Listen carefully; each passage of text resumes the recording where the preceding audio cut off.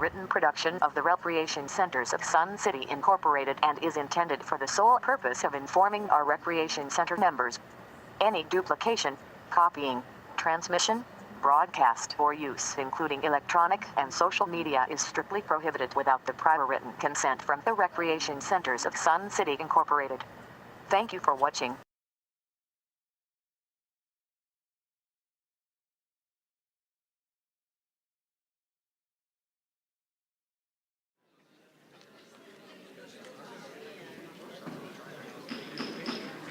Will you please rise and join me in the Pledge of Allegiance? I pledge allegiance to the flag of the United States of America and to the republic for which it stands, one nation, under God, indivisible, with liberty and justice for all. Thank you and welcome. Welcome to our board meeting today. I'm Dale Lair, President of the 2022 Board of Directors. This regular meeting of the Recreation Centers of Sun City Board of Directors is audio and video recorded by RCSC management and staff. Please be advised there is to be no recording of this meeting by any individual. Please take out your cellular phones or electronic devices and check to ensure that they are all on the silent mode. I would like to now introduce our timekeeper, Tracy Busbarberger. I'm not sure where is she down? Oh, there she is. Okay. Our parliamentarian is not going to be present today. Management staff, Bill Cook, General Manager. Kevin McCurdy, Director of Finance. Mike Woodprude, Director of Buildings and Infrastructure. Chris Herring, Director of Operations. Brian Duthu, Director of Golf and Grounds. Jolynn Higgins, our Communication and RCSC Marketing Coordinator. Marcia Johnson at the end of the table, Corporate Executive Coordinator. And Teresa Serino, who is our Director of Events and Entertainment and is also up in the booth this morning. Thank you. I'd also like to recognize Alan Kleinhans and Mike Crawford, our audiovisual engineers. At this time, I'd like to thank and welcome all members who are attending this meeting for the first time. Thank you. First order of business is roll call. Secretary Lanevsky. Okay. President Leonard. Here. Vice President Agee. Here. Treasurer Akins. Good morning. I'm here. I'm Alan Lanevsky. Director Collins. Hello. Director Fimmel. Good morning. Director McAdam. Good morning. And Director Nowakowski. Good morning. Director Wilson. Here. Everybody's here.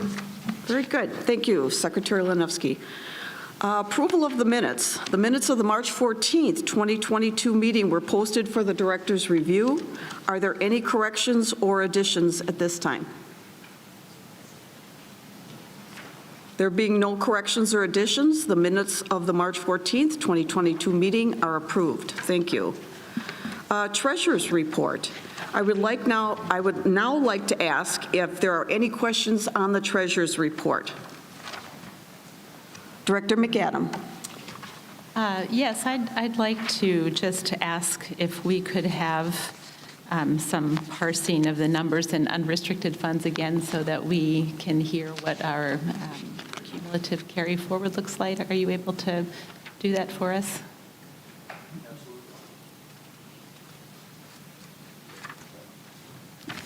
Okay. Oh. President, Director McAdam, yeah, we plan to do that on a quarterly basis to publish the carry forward.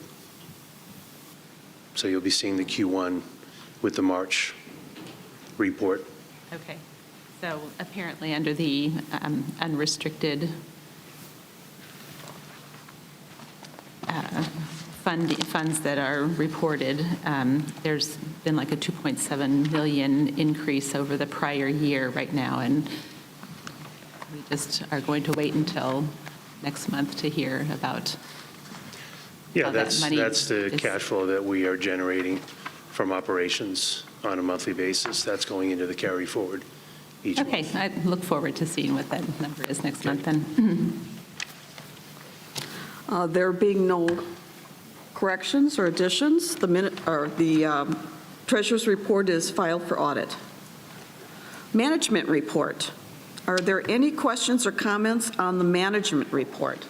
Director Collins. Thank you, Madam President. General Manager Cook, I just had one question. In doing the lake, I'm understanding we are not going to do the lagoons, but we're draining the whole lake. If it comes to a point later on, we have to drain the lake to fix the lagoons. I don't understand why we're not doing the entire project all at once. Madam President, Director Collins, the decision was made not to address the lagoons.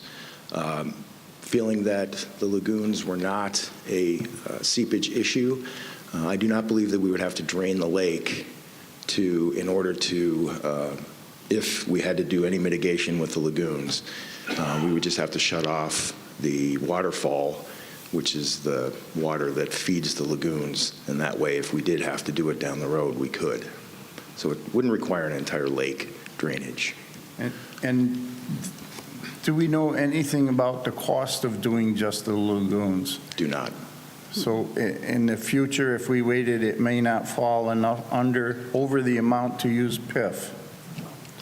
I can't answer that. I can't predict the future. That was my main question. If we wait, PIF may not be able to be used to do it. Thank you. Okay. Any other? Director McAdam. Yes, on, I think it's page 4, under Golf and Grounds, I'm curious about a figure that's given there. So we have the third highest recorded total of rounds through February since 2006. And I'm just really curious about what the breakdown is between membership and non-membership. So we're told that 84.4% of the rounds played have been by cardholders and their guests. So it seems to me, just curious about whether we can't get a figure here for just cardholders, assuming that cardholders' guests are very similar to non-cardholder guests as well. So is there a way that we can get that number?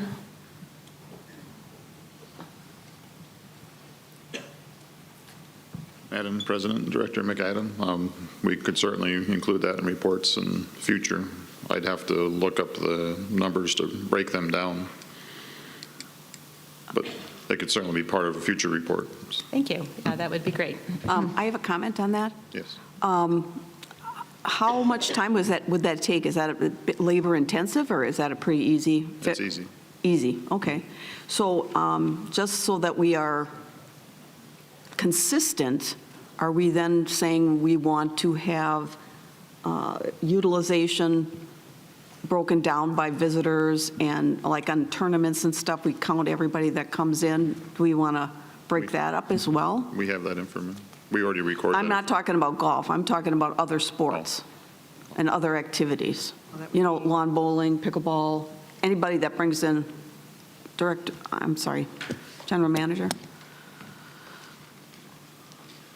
Madam President, Director McAdam, actually, I would have a question. Is there a specific reason why you want the breakout?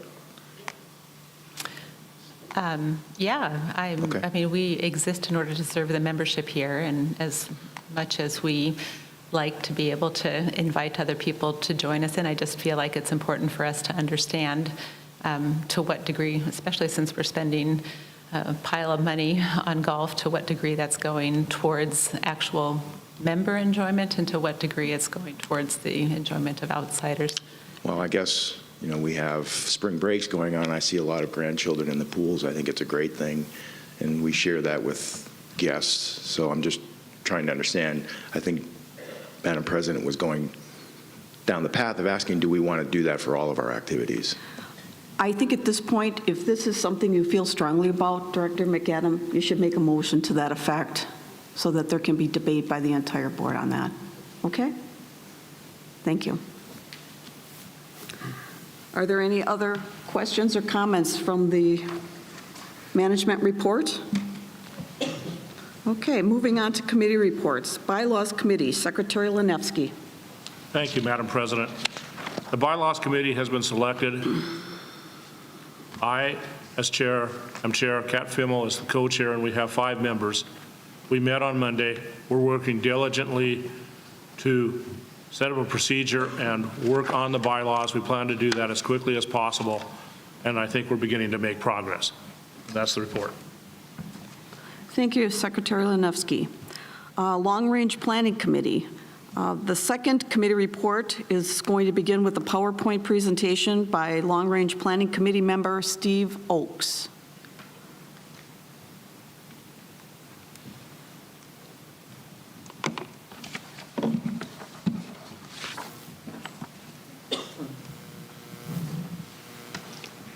Good morning. Morning. Madam President, Board of Directors, management, and members. On behalf of the Long Range Planning Committee, I am going to talk to you a little bit about an issue that we had discussed last year. It was presented in December by President Lair on a capacity utilization study that there was a concern for fitness trending down. So with that in mind, I'd like to address what we decided to do, which was research. So the presentation will be in that regard. Can I ask if you can just dim the lights a little bit in the room so people can see the screen a little better? Okay, thank you.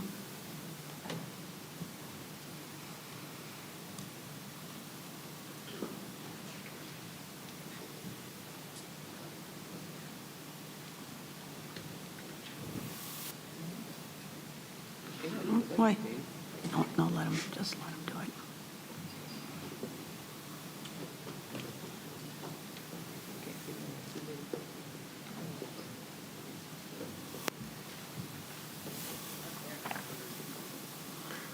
it. Okay. Yeah, go ahead. We're on the title slide, Teresa. Next slide. First slide. This is the second slide, I think. Oh, where do we have control? Oh, poor Alan. He's got to be in 2 places at once. That's a little tough. All right. Thanks, Alan. So in other words, I'll let you know, Alan, when next slide. Got it.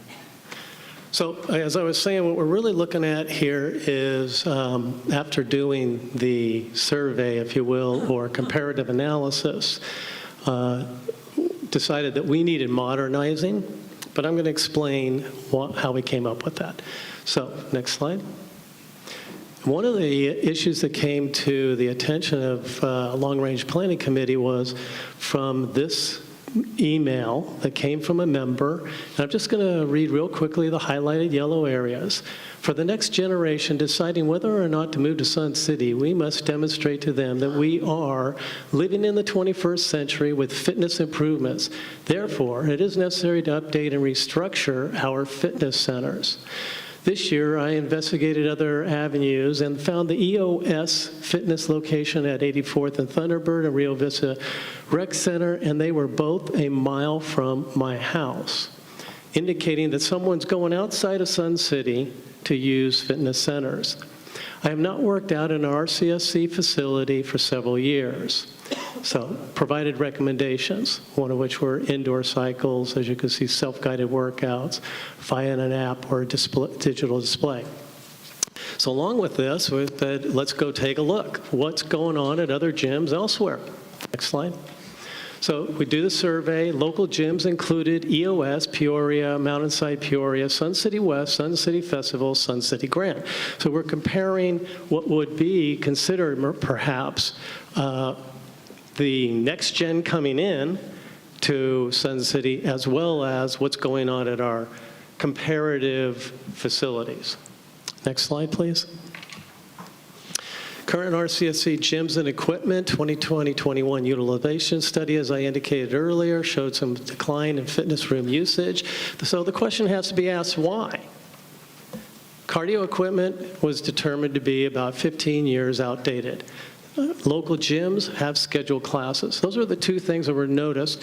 So again, we're talking about what is missing or what is different. Why would there be people using our fitness centers less? Next slide, please.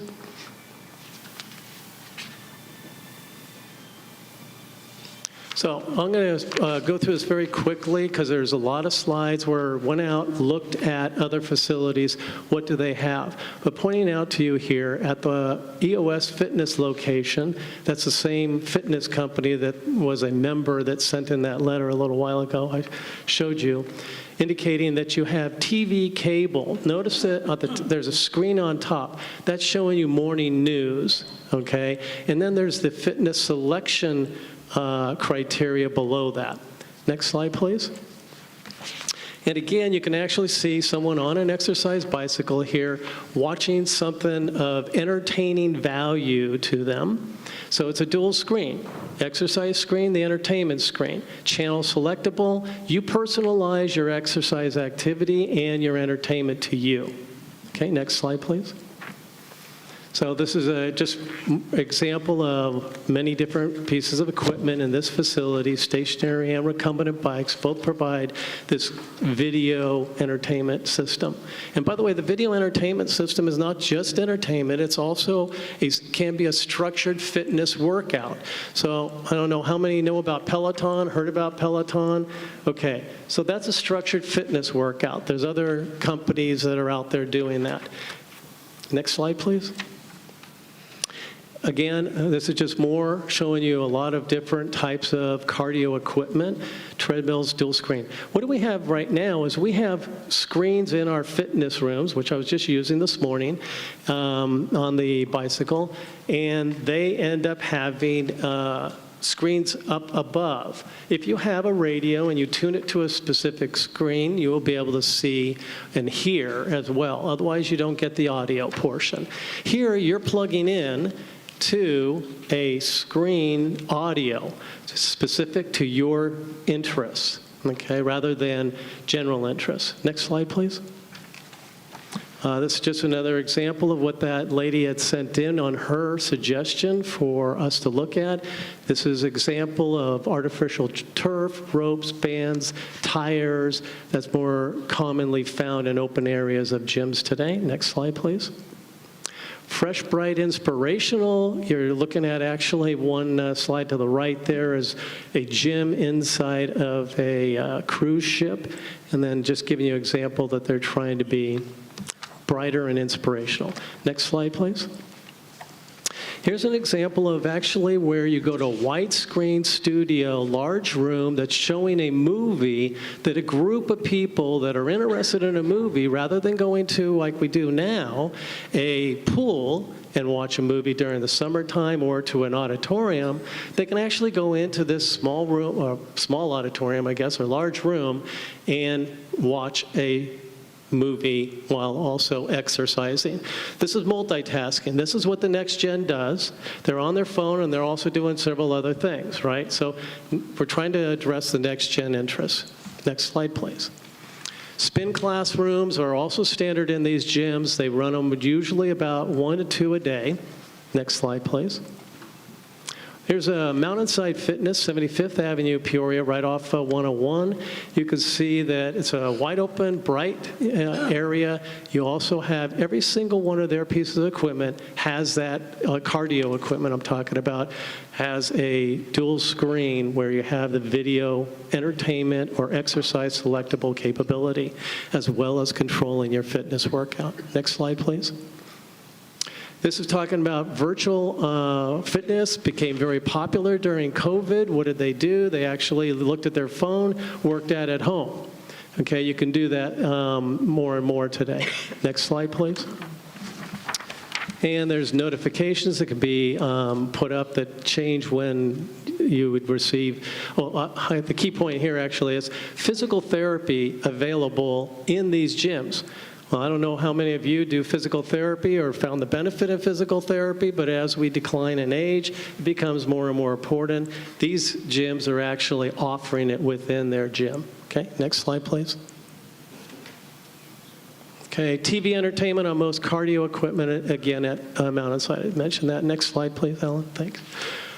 Here's an example of where you see the app on the right of your phone. That's actually giving you the selection schedule of what activities, whether it be Zumba, yoga, spin cycling, fit and fun workouts, you name it. You can pick the time of day you want to do that workout, and you can actually sign up right there on your phone. Snack bar, smoothies, that's what they'll have in some of these fitness areas.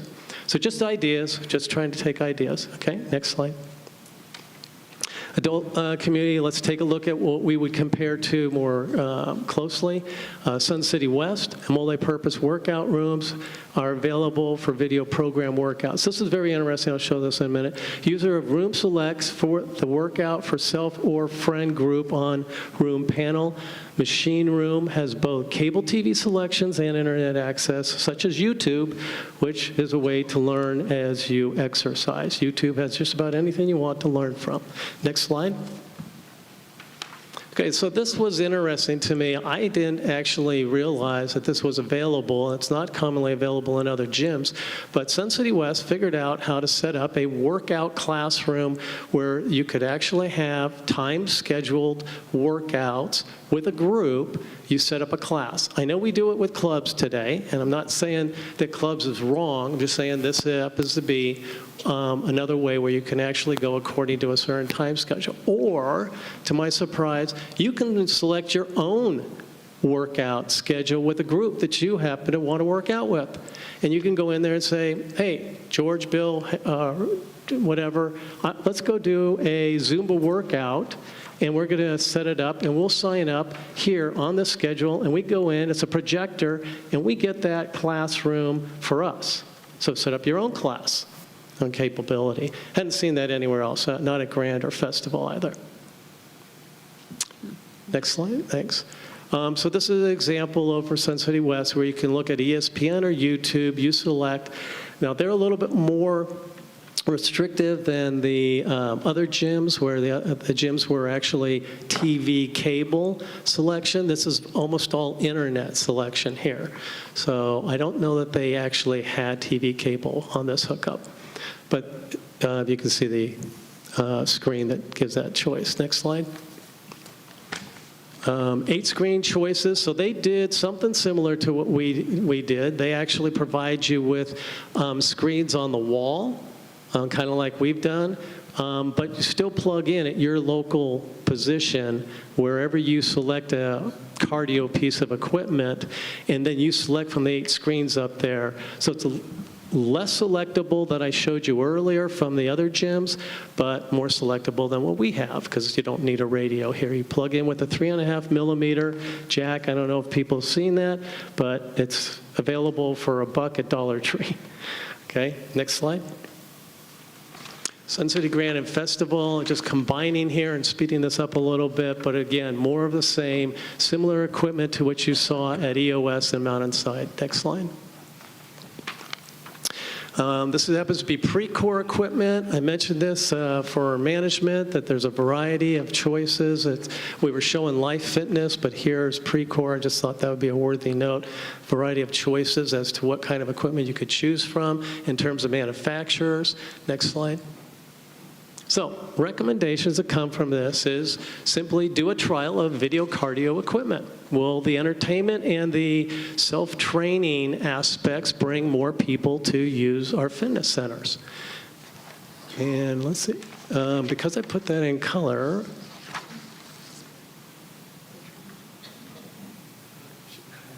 should be 8 units just for a starting trial. Again, all we're doing is trying to suggest here that we make a step in the direction of modernization.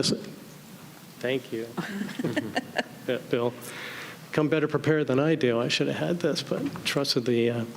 Okay, buy a variety of 2 stationary bikes, 2 treadmills, 2 ellipticals, 2 recombinant bikes.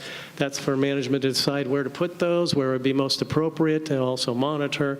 Determine a tracking method to evaluate the usage and future needs. Set a deadline of first video cardio equipment installations for June 2022. And that's just trying to set up detail for the recommendations. Next slide. Okay, So costs, they vary greatly.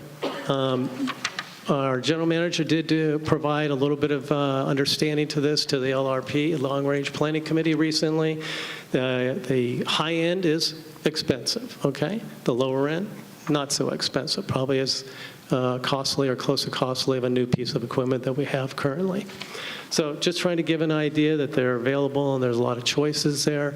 And the recommendation isn't necessarily to restrict management in any way to decide on what level they should put in, as long as we can fulfill the need for higher level entertainment and guidance in terms of your workout. So next slide. And so here's one example. This is a remanufactured unit, Life Fitness SE3. We have a lot of Life Fitness equipment currently, so we're obviously familiar with Life Fitness. And this one has that video capability at about 5,600. And next slide. And it goes all the way down to $1,300. So that's just to give you some idea. That's why you will now, I guess, get to decide, in terms of the motion before you. Hopefully that's information enough to help you. Any questions? Yes, Steve? Director Collins, pardon me. So with your thing, you're asking for basically a maximum of $80,000? Perhaps, yes. If you were to go to the expensive level. Yeah, okay. Thank you. Is it a specific question to him? Okay, go ahead. I guess we need to keep in mind that the cost that you're talking about is just for the equipment. It doesn't include the cost for the infrastructure needed to support the equipment. That is correct. The technology and the electrical outlets that are needed. That is correct, Director Aikens. Yeah, and fortunately, management has already taken a look at that. So I think we heard something in LRP close to 30,000. So additional. Yeah, because it requires cabling or internet. It may be 30,000. It depends on how you set it up. Steve, stay close. I got to get this motion on the floor before we go any further with discussion. So Secretary Lanefsky. Thank you. On behalf of the Long Range Planning Committee, I move that the RCSC Board of Directors secure for trial the modern fitness approach equipment in at least one RCSC fitness center. This would include the purchase of the Live Fitness Video Console equipment, specifically 2 treadmills, 2 ellipticals, 2 stationary bikes, and 2 recumbent bikes. Thank you. Secretary Lanefsky, as maker of the motion, do you wish to speak first in favor of adoption? Yes, very briefly. Do we need a second? No.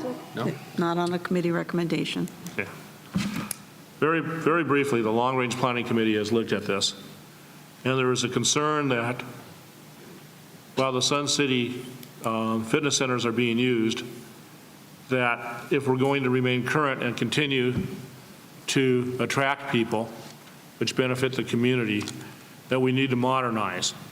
And the discussion had taken place that, we could do this all at once, and the decision, I believe there was a consensus to this effect.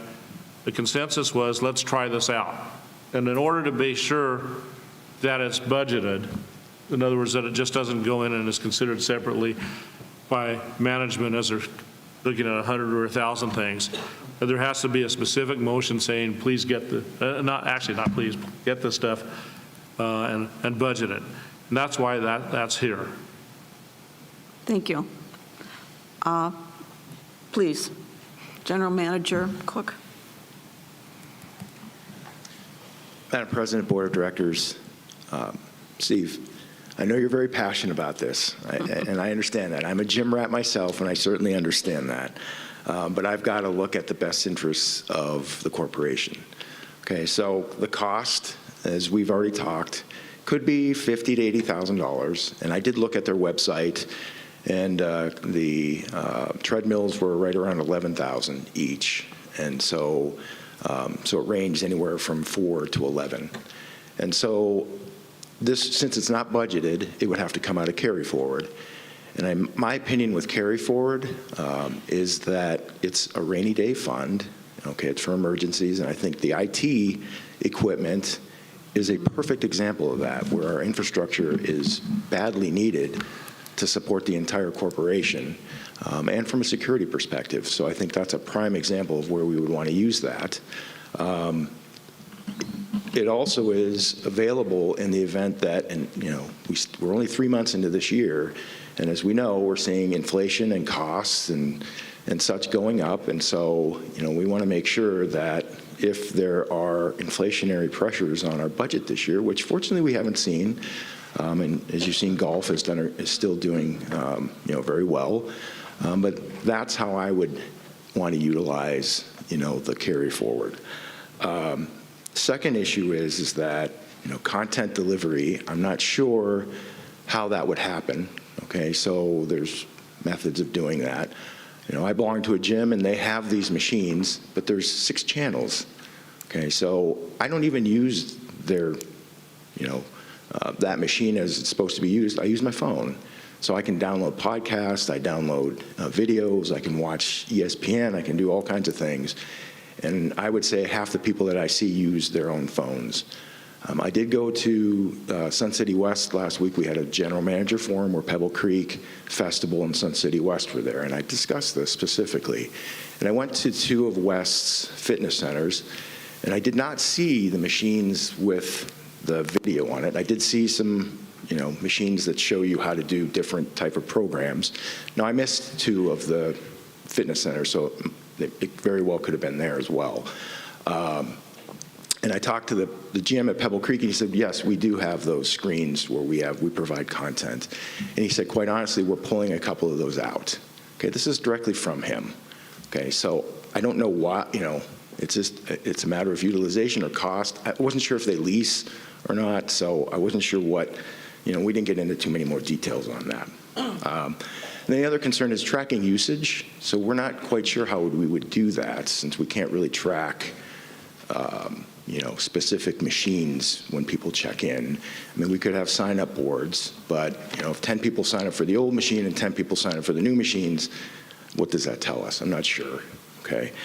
So I'm going to make a recommendation. I think we should go through the budget process, which is coming up very soon. So start May, June, we're going to start the budget process for 2023.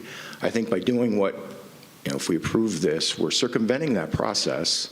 So I don't know that that's a precedent that we want to set. That way, when we do the budget process, we can take a look at the bigger picture. My ultimate recommendation is to use Mountain View as our, basis. We have a clean slate, and we can start right from ground zero and create that next level. Okay, and that gives us time to do some, if we want to do some surveys of people and individuals, we can do that to say, is this something that's needed?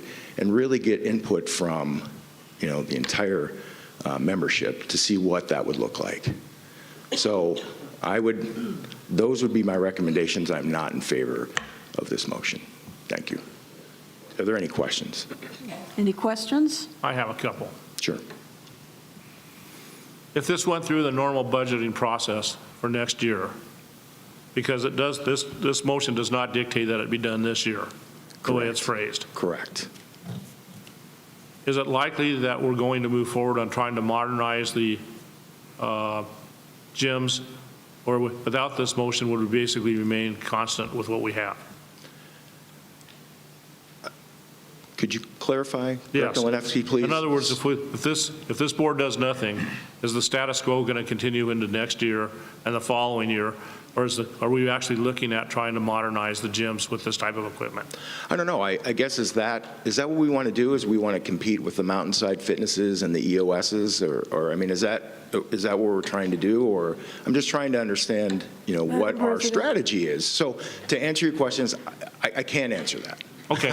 I don't know what our strategy is with respect to the fitness equipment, because we really haven't done any type of, and quite honestly, and Chris Herring can correct me if I'm wrong, but I don't know that we get a lot of comment cards, which drives a lot of our decision making to say, this equipment is not up to par, or we're not happy with the equipment. So that would drive our decisions on how we want to Okay. go forward. Any other Madam comments? President, I think the strategy is to entice people to come to our community because we offer to them the very thing that they're currently familiar with. And I hear you talking about doing it in Mountain View, and certainly I would heartily recommend that any new construction have the most modern equipment. I also appreciate that it might be better in this upcoming budget cycle, so that if we can actually set aside funds. I think the issue becomes if we wait to see the equipment in Mountain View, then we've waited too long. But if we can get it as a budget item in the upcoming budget, then we can have a test site somewhere in the near future. Any other questions? Madam President. Director Collins? Yes, my only thing is, we've been carrying forward money every year, and we haven't been investing it in new equipment for these gyms. So the money we've been carrying forward, probably some of it we could have been doing right along. So why should we wait? We have, I think you said $16 million, and he's asking for $100,000 for a trial period. Director Collins, I would say, 100,000 here or 100,000 there. I'm trying to do what's fiscally responsible with that money. It's there for emergencies, and so the budgeting process, which the board has a say in, so that we have a budget and finance committee, and the board can attend those meetings to encourage or tell us exactly what we want to do from a capital perspective in 2023. I mean, we have cash reserve funds and stuff for cases of emergency. Now we've created a carry forward fund that you're saying is only to be used for emergencies. We already have 2 funds for emergencies. From an operational perspective, so, for example, this IT initiative is $500,000 to that.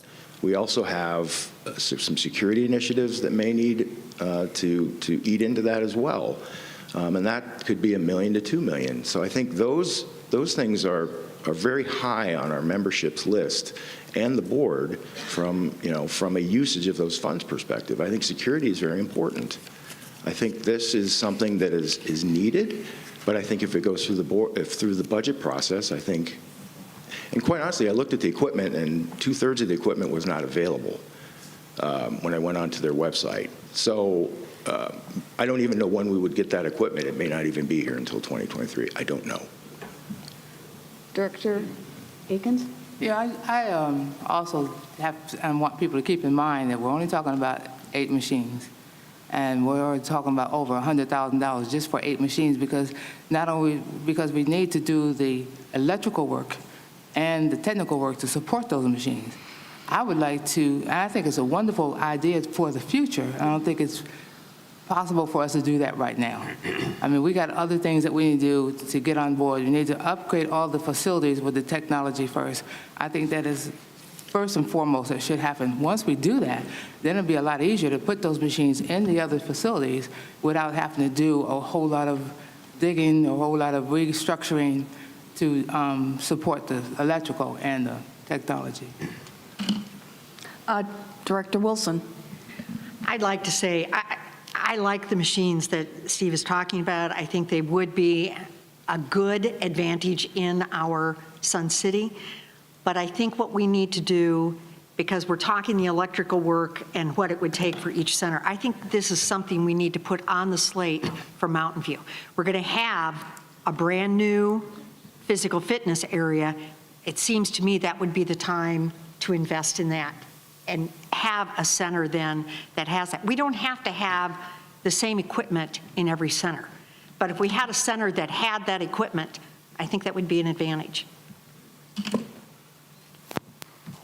Director Lenevsky? Okay. Secretary? General Manager Cook, I want to try to clarify some things. This motion was drafted with the idea of giving the management the maximum amount of flexibility. As it was originally drafted and was polled, it dictated where it was going to go and things like that. The second thing is understanding the budget procedure and that there would be no guarantee that this equipment would be purchased in the next budget. This was brought to basically dictate that the money would have to be spent. It doesn't say that it has to be spent this very day. I'm just saying what the budget, what the actual motion says. So I think what we're faced with is, do we want to modernize the facilities that we have, and do we want to put them on a trial basis, and do we want to do it today? The Long Range Planning Committee, which I agree with, would like to try that fairly quickly to see whether this is even a good idea or not. I understand the electrical problems, and that's a whole different issue that I don't want to really get into today, that our centers aren't able to take some of this stuff. And I'm not an electrician or a builder, so I can't address that at this moment. But again, this was drafted to give maximum flexibility, but to move forward. That's all I have to say. And Director Lineski, if I could address that as well. Certainly. We can. What I'm hearing is that potentially the Budget and Finance Committee may direct that we have that in our budget for 2023. So I don't know that there's a big risk in just waiting instead of trying to go through and circumvent that process and utilize carry forward. I think if we go through the budget process, I think it sounds like it may go through and pass. So again, my understanding was that there was no guarantee that would occur, which is why, after polling this motion, it was brought back in slightly modified form. Okay. Vice President Agee? I guess I'm just kind of trying to look at the big picture here. What I like about this idea of a trial is, as we're building Mountain View, if we've got some of this equipment, to me it's another form of a survey. We tell people it's there, go take a look at it.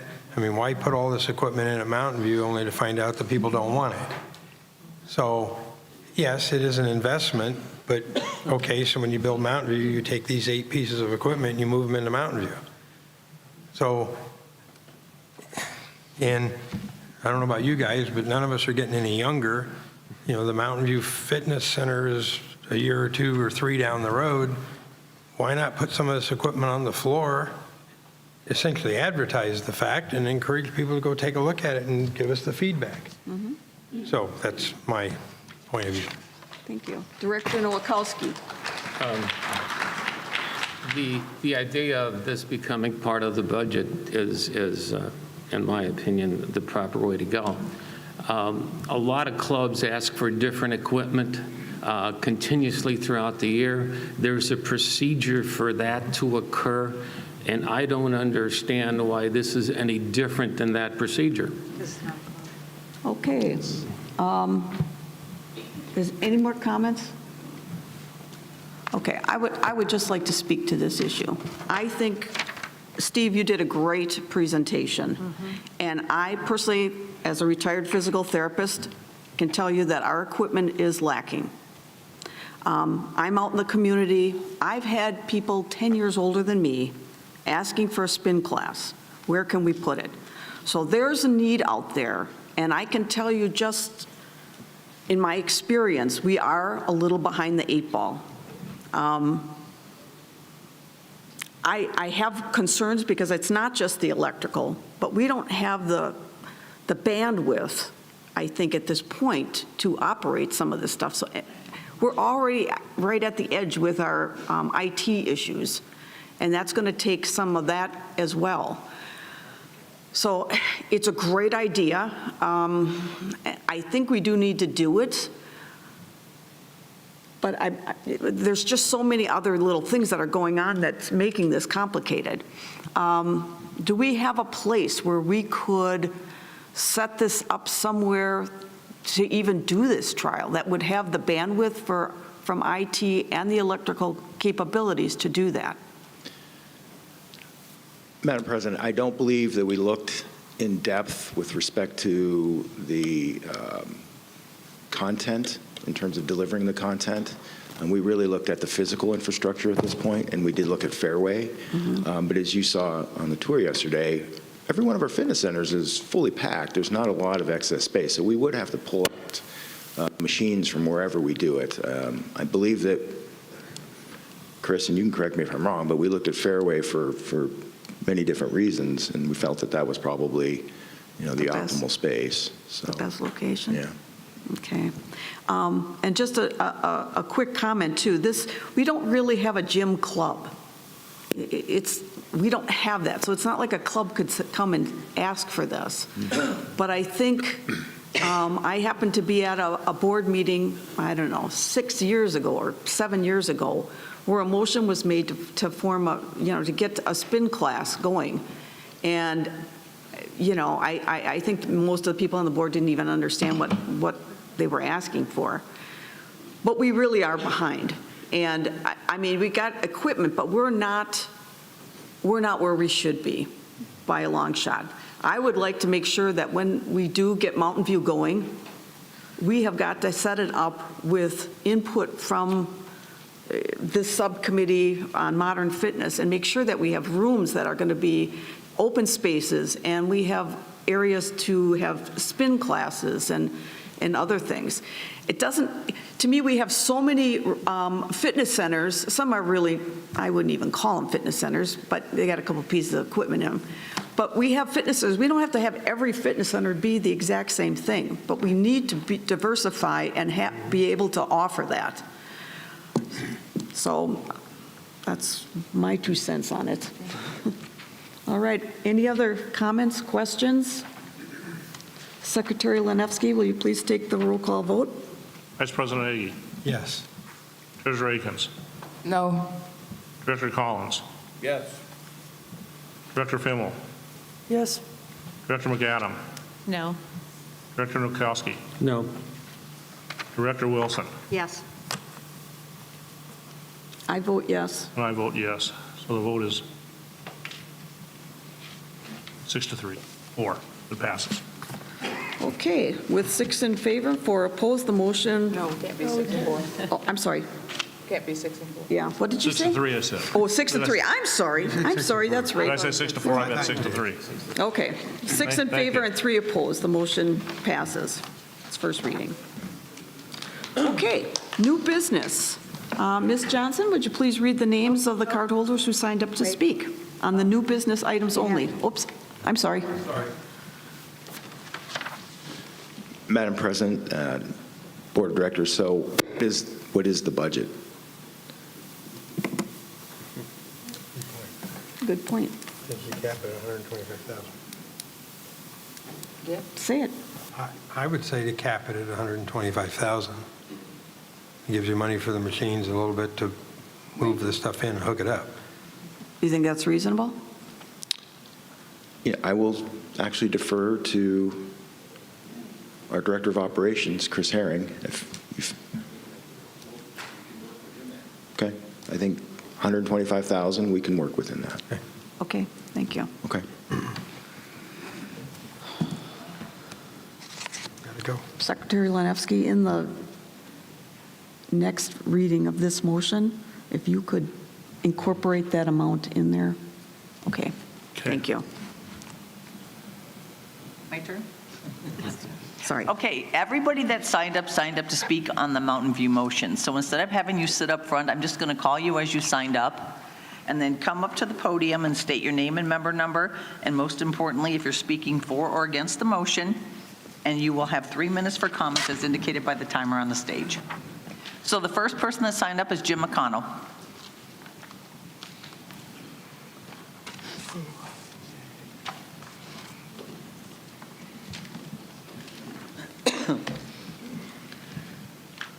Jim McConnell, 47962.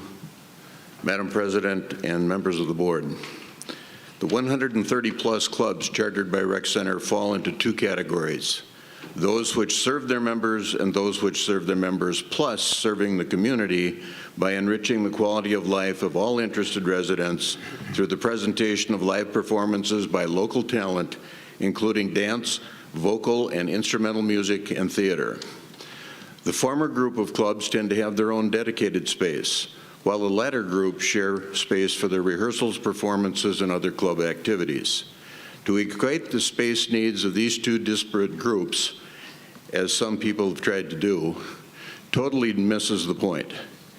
Membership in the various Sun City performing arts groups totals in excess of 500 members.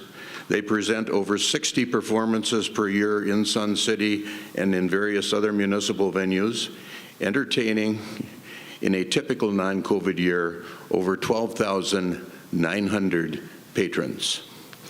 I've said it before and I'll say it again. Representation from the performing arts community has presented their needs through the established channels for consideration by this body. In 2015, a renovated Performing Arts Center was recommended by the Long Range Planning Committee and placed on the 5-year budgetary plan by this board. From there, it moved through public meetings and committee meetings, standing and ad hoc, to discern the public perception of the need, not only of a Performing Arts Center, but of other renovations and new facilities. In 2021, this board gave the go-ahead to pursue the design and permitting that would lead up to a workable and affordable design to meet the confirmed needs for the renovation of the Mountain View Rec Center campus. And here we are in 2022, 7 years into the 5-year plan, with revisionists doing their best they can to undo the democratic process and kick to the curb the endless hours of diligent research and planning that have gone into the plan for Mountain View. Two of the tactics used by those who view the future of Sun City extends only to their own personal interests rather than the future of the whole community are on display here today. One is to delay the process, only adding to the eventual cost of the renovation project in order to temporarily preserve some of the dedicated facilities available to them for as long as their needs and interests hold up. The other tactic is to suggest on-based alternatives for site location for all or portions of the Mountain View renovation plans.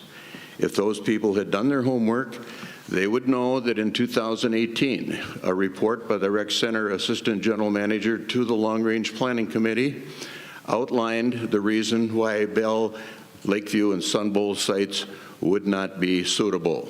I respectfully ask that this board recognize these tactics for what they are and get the Mountain View renovation project back on track. I oppose the motion. Thank you. Thank you. The next person is Susan Bjork.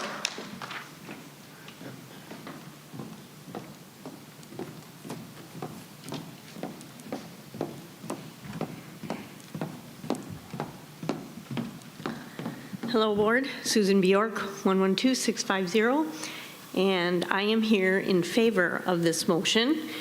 And I think because of our email exchange, all of you know why I'm in favor, and it's the confusion, so I'll reiterate so others know.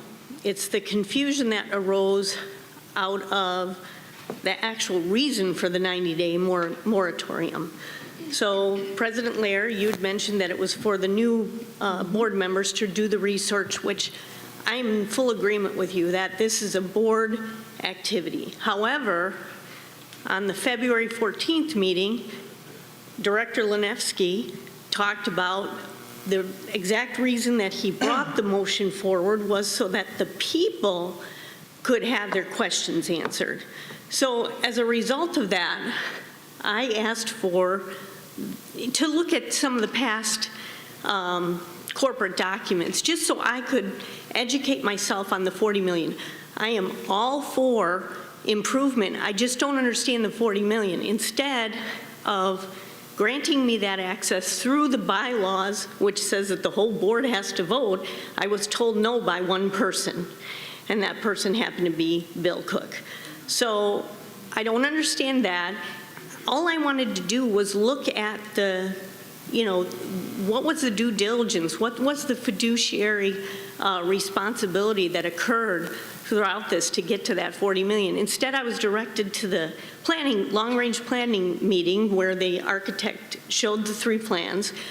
And I went to that because I got off work, went to that, and all it did was add more questions because there's 3 different plans addressing 3 different activities. And so I think, again, this boils down to lack of transparency. What are the numbers of usage at that facility? All I'm looking for is the research to back up this 40 million. I am, again, all for improvement, but I think because of the confusion that was on this board about that motion, and we don't see any kind of fruit from it, I think we need to extend it to give whoever is supposed to be doing something. Obviously, it's not me, because I was rejected at looking at the planning documents because it was in the planning phase, but the board responded that it had already been approved. So I'm not really sure, what. So that's the only reason I'm standing for this, is so that that transparency can come forth. I mean, even at the meeting, they couldn't even describe how many anchored seats versus non-anchored seats. And this is an estimate of a $40 million project. I would think that we would want to get another architectural firm to provide their input. So thank you, in favor. I would just like to make a comment that the purpose of the 90-day moratorium was for the members, especially the new members on this board, to come up to speed with a big project like that. This project has already been approved, but it was an opportunity for them to bring things up to, so that they're comfortable with where it's going. And there's no time for comments back and forth. I'm just going back to what you said. Karen Sharman. But I asked for the documents so I could educate myself, and you rejected it. So how can I ask questions? It's not for you to ask questions. Karen Sharman, 117652. I'm against this moratorium. I think we need to move on. I think that that the gentleman that spoke first was very eloquent, but I do think that it's been in the works for 7 years, actually, because it was a couple years before they started doing things. So it's I think it's necessary to either move on. Thank you. Thank you. Patrick Gannon.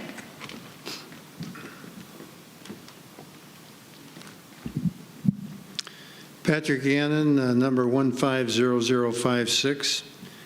And I appreciate and support President Lair and other board members' support for data-driven decisions. I know I've been to some long-range planning committees over the last year or two, and I support that.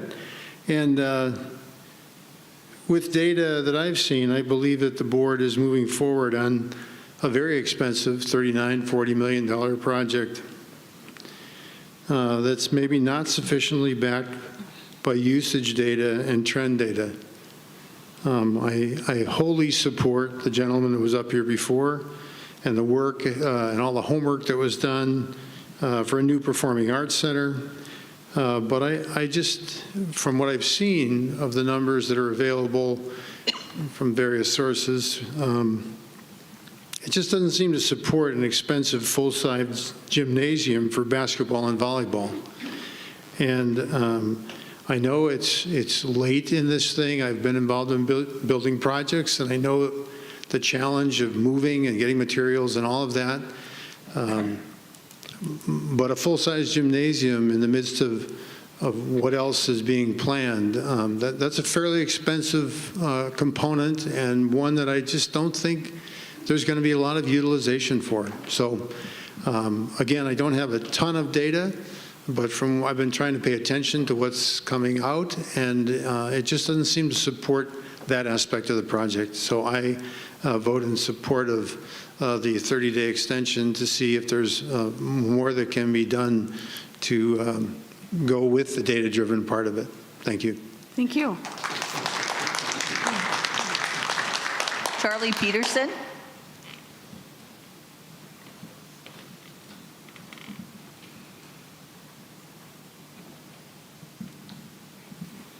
Charlie Peterson, 130438. Madam President and board members, thank you for allowing me to speak. I'm not in favor of the moratorium, and I have a hard time understanding why there ever was a moratorium on the Mountain View remodel. Planning for this project has been done over the last 7 years, as a couple of the other folks have mentioned. Many of the folks on the Long Range Planning Committee and the ad hoc committees were involved in the remodel of the Marinette as well as the Grand Avenue project. There was much thought and planning and due diligence that went into the remodels before it was approved by the board. Now we have several board members that want a do-over in spite of the fact that the project has already been started. What will happen maybe next January when there might be some new board members that are installed?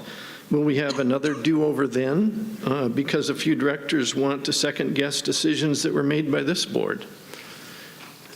Jumping into the middle of projects that are already underway benefits no one. Ongoing improvements are needed in Sun City to keep it vibrant and ahead of the curve. This moratorium is a slippery slope that needs to be avoided. The multi-purpose gym that's part of the remodel will allow for many different activities that are not currently available in Sun City.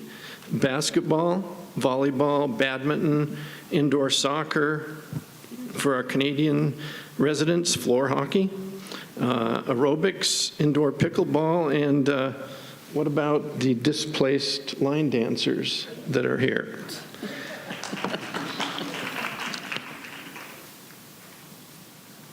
Lastly, I thought it was interesting that Director McAdam was the one that had voted against the project last June and is proposing the 30-day extra moratorium.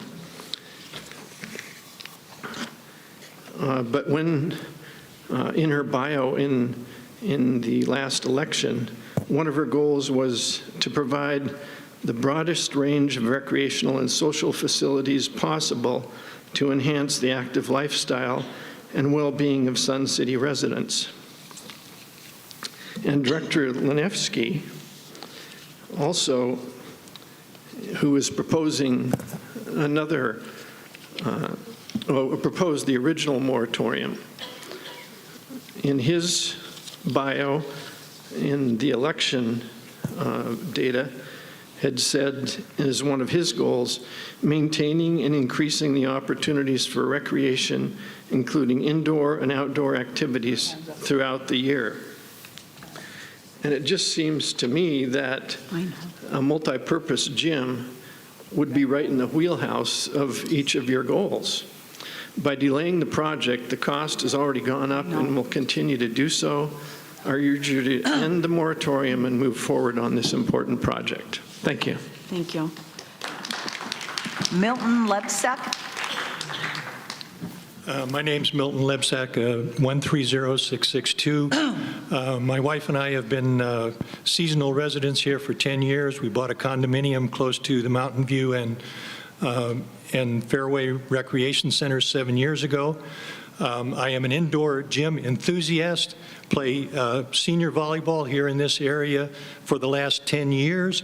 When we first came here, I was almost immediately apprised of an opportunity to play in Surprise, where Mr. Peterson's basketball group also plays. I don't know whether they've been there 10 years or not. I'm very much impressed by the previous speaker's emphasis on data-driven decisions. At various points in the last 10 years, there's been mention of a volleyball club. It has never formally existed. The volleyball players who play in Surprise and Peoria are from Sun City, Sun City West, Sun City Grand, Peoria, and Surprise. It's been organized and administered by residents of Sun City West for the past 10 years. I can count on one hand at any given session how many Sun City residents and RCSC board members or RCSC members were in attendance.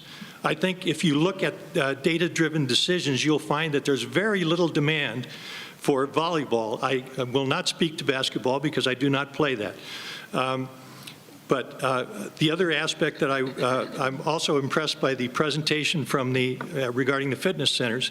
If someone can provide anything even remotely similar to a presentation that shows an existing senior community that has an indoor gym that caters to basketball and volleyball, I would like to see it. I have never seen such a thing. I have never participated in an indoor gym in a senior age-restricted community. I do not think it's a good idea.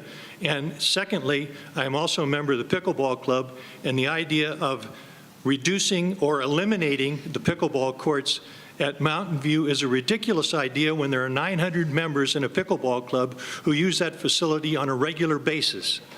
There has been some talk about renovating or creating pickleball courts at Lakeview as an alternative.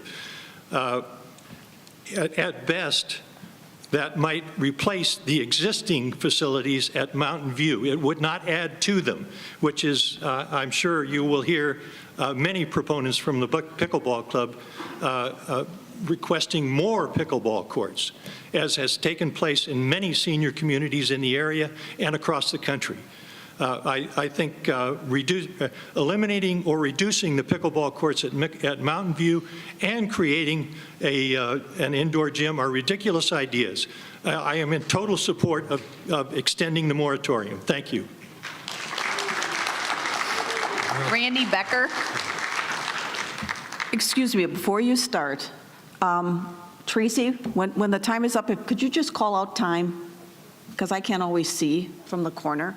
And then everyone, if you're coming up, please tell me if you're for or against the motions. We kind of get off on a tangent and talk about things other than the 30-day extension to the moratorium. Thank you.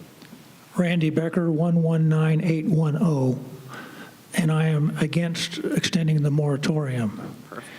Seems like one of the big issues is should we have a gymnasium or not? And those of us that want to play basketball or volleyball or many other activities that we currently can't do in Sun City want to use that facility and are looking forward to it. Understand that pickleball has some objection to it because it threatens some of their places, and they actually need more room. Let me understand that I'm for pickleball. My wife is a regular player, and I want to see it prosper and do well. But our president, Dale Lair, wrote an article in the Sun City Independent, and it's titled that now is the time for compromise. Since there's been a lot of planning, this thing's been going for a long time. A lot of smart people looked into and designed this current edition of the remodel of Mountain View. We need to try to respect that and do what we can to make it work. So let me give you a little bit of data. Mountain View has 7 pickleball courts. They are threatened by by building a gymnasium, I understand. However, just recently, the planning was put in place, I understand, to convert some tennis courts at Lakeview to pickleball courts for 8 to 14 pickleball courts. That already is a net gain in pickleball courts, which is good. But what about the compromise part? Well, one of the uses for the gymnasium can be converted for a few hours a day as needed to pickleball courts. Figure out the times when the pickleball is in most greatest need, of the highest demand, and let pickleball have the gym for those hours. Let the rest of us work around for the other hours, and that's easily scheduled. I don't see any problem with that. That's the compromise. We get what we need for our organizations. Pickleball still is going to get what they need, which is more courts. And there's other places for courts too, by the way, which I can talk about later. We've got some other ideas how to get more courts for them at a relatively low cost. But now is not the time for that. So thank you very much. Thank you. Lana Williams.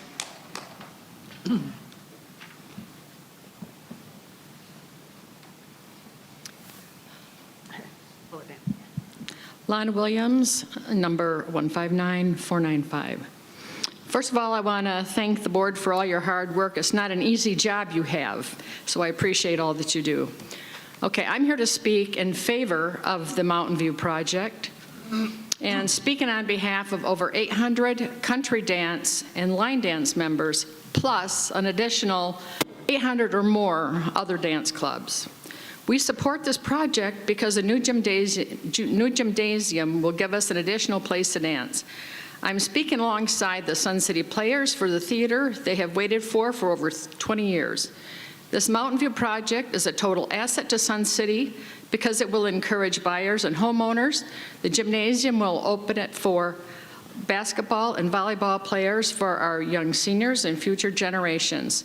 It will be a nice place to bring our extended family and grandchildren. Remember, they are all potential Sun City homeowners in the future. Thank you. Thank you. Pam Spinella.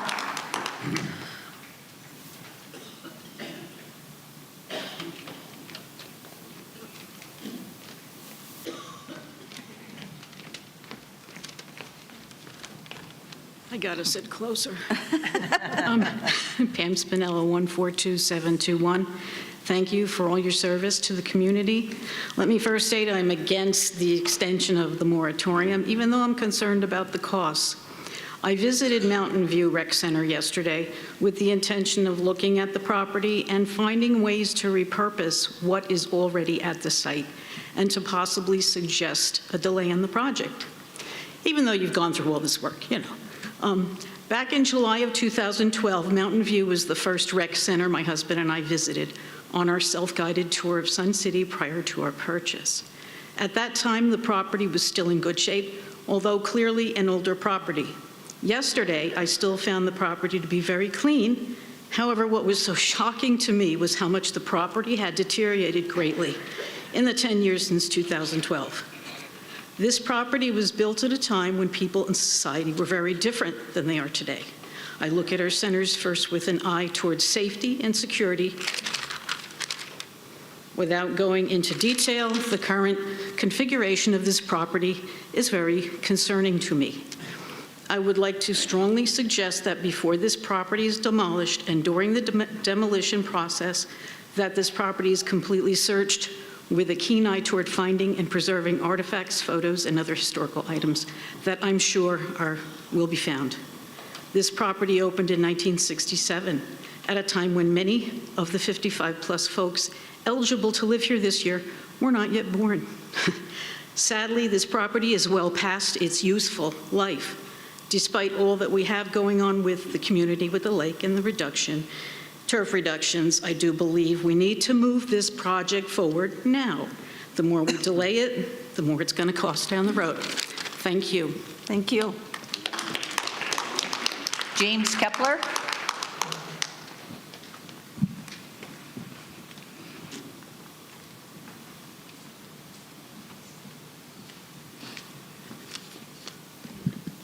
James Kepler, 127409.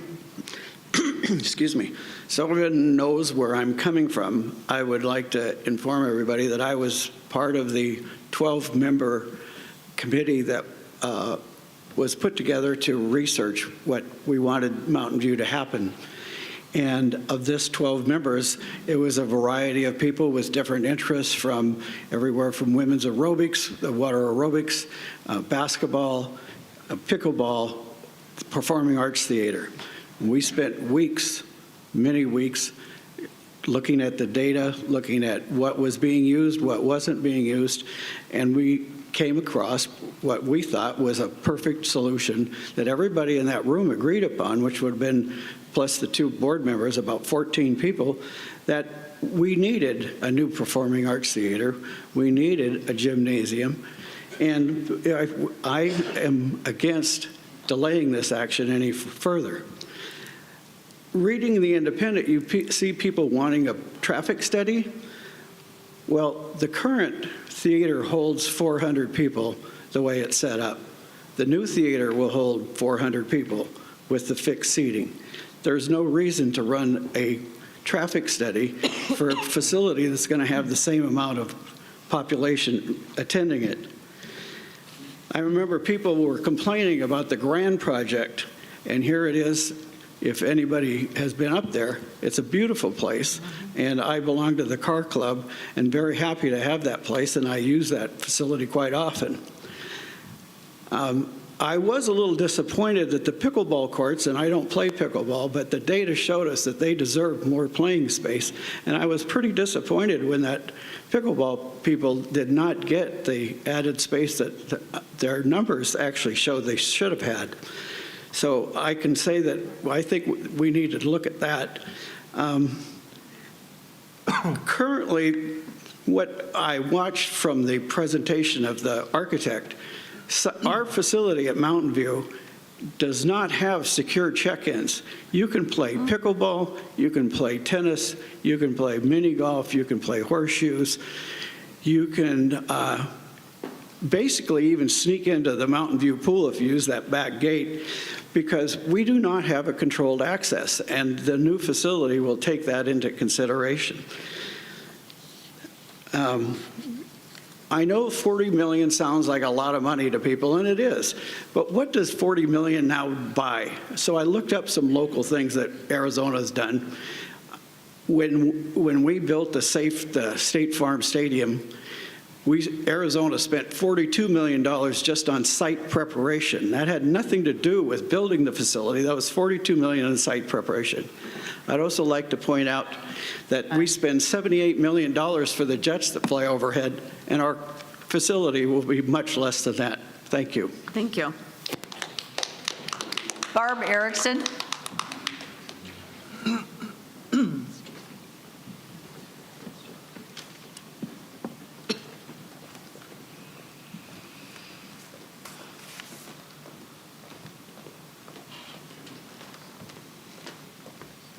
Good morning.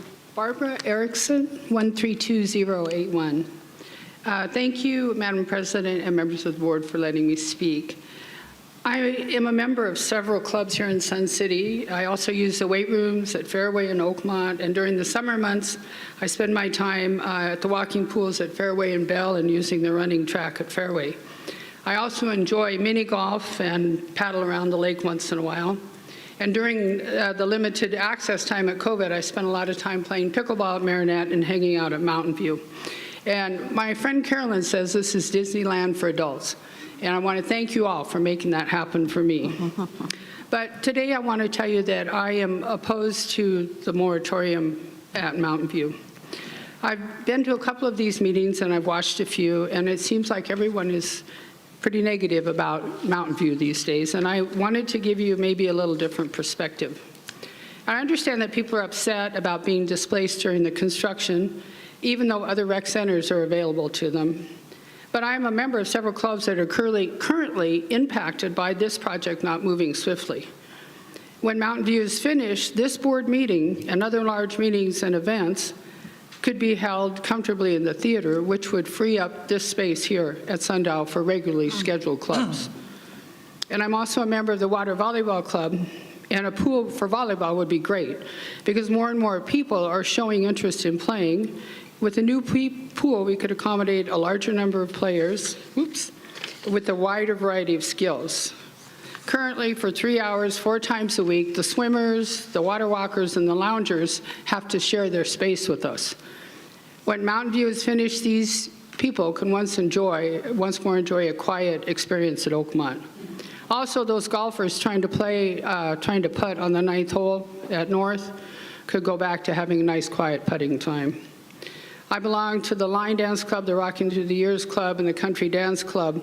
They're all affected by Sun City's lack of space, as all big events have to take place here. The gymnasium at Mountain View could help take some of the pressure off of Sundial. And lastly, as someone else has mentioned, it's my understanding that Mountain View was built in the mid-'60s. Some of our newest homeowners and rec card users weren't even born then. But I think it's time to get on with this project, build a new rec center that meets the needs of a variety of the members. This will be a brand new facility I think we can all be proud of. Thank you. Thank you. Scott Harrington.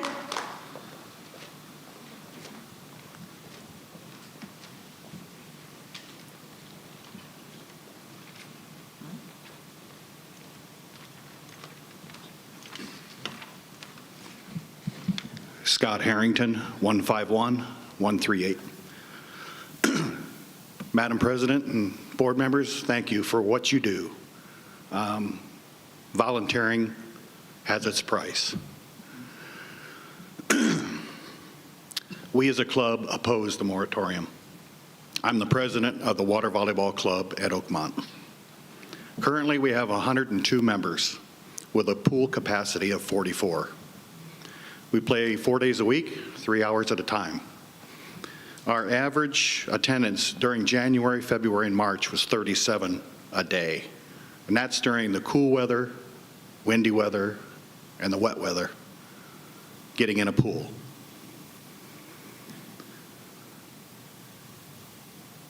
We are landlocked. We can't get any more time at Oakmont because it would interfere with the other clubs, the free pool time that people enjoy, the lap swimmer, or the lap people and jacuzzi people. We need a new facility. We're growing. We have a website out. We're getting 1 or 2 new players a week as members. Do we love Oakmont? Yes. Do we love the people there? Absolutely. The employees at Oakmont are fabulous. But we needed more room. I would hopefully that you would consider moving on and starting the Mountain View project. Thank you for your time. Thank you. Ed Kaiser.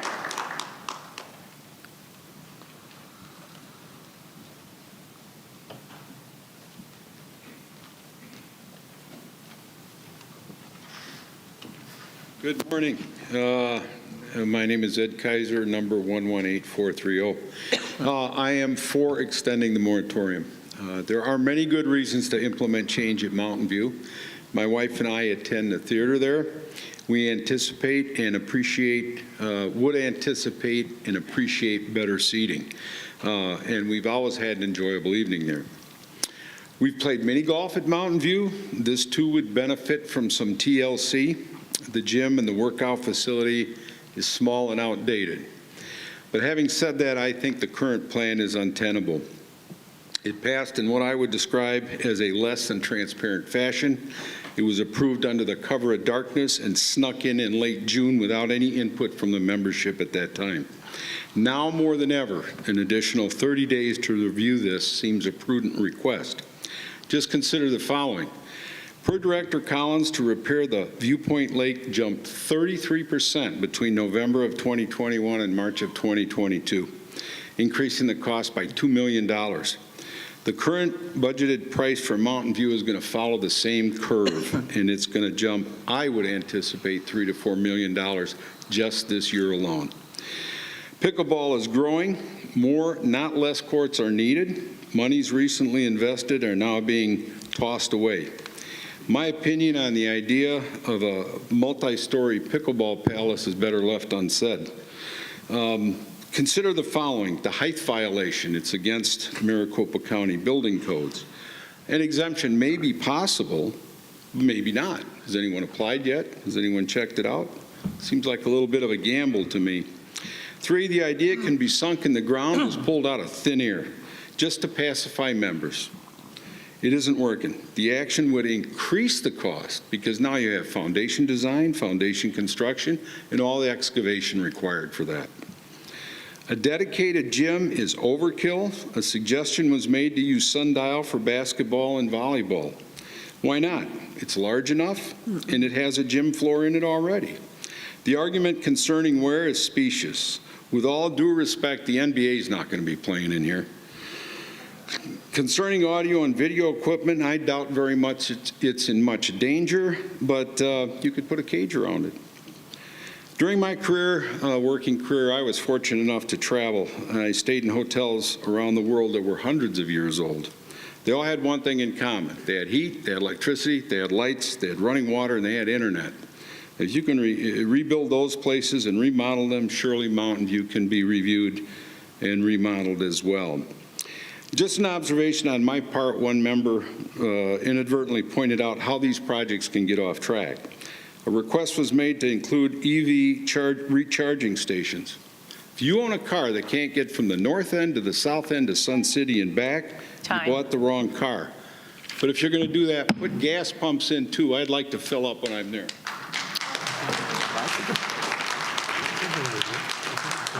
Don Shorgy?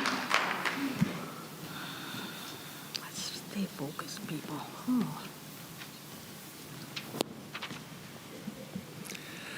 Don Shorgy, 27140. Madam President, members of the board, I'd like to ask, what are you building? Another Taj Mahal? We can't afford it. It's a waste of money. That's what we directors heard back in 2006 when we approved and moved forward to rebuild the Fairway Recreation Center. That having been said, ladies and gentlemen, it will never be cheaper than to build right now. Costs will continue to rise, and our facilities will continue to rapidly age. After all that has been done by other boards to get this far, how can you again delay this project? Another delay will move us into a fall where the momentum will surely die, and this will put a crimp on the project if it won't kill it entirely. You owe it to those who have worked so hard at putting the project together and carrying it this far to at least take it to the next stage. Bill Cook, our general manager, has shown how the project can be financed. CCBG architects have presented fully developed design drawings and are ready to begin developing working drawings. And these drawings will enable us to get accurate costs and bids. At least continue that far so we can get real factual numbers to discuss. Phase 1 and 2 has something for everyone. A theater for our older members who can no longer play in sports, but still want to be part of the community. A gymnasium for the Gen Xers who want active sports. Please, do not put this project on hold again. You owe it to those who have worked so hard to bring it this far. At least continue on to the bidding process. Take responsibility and don't kick the can down the road again. And don't kill this project by delaying it to death. Thank you.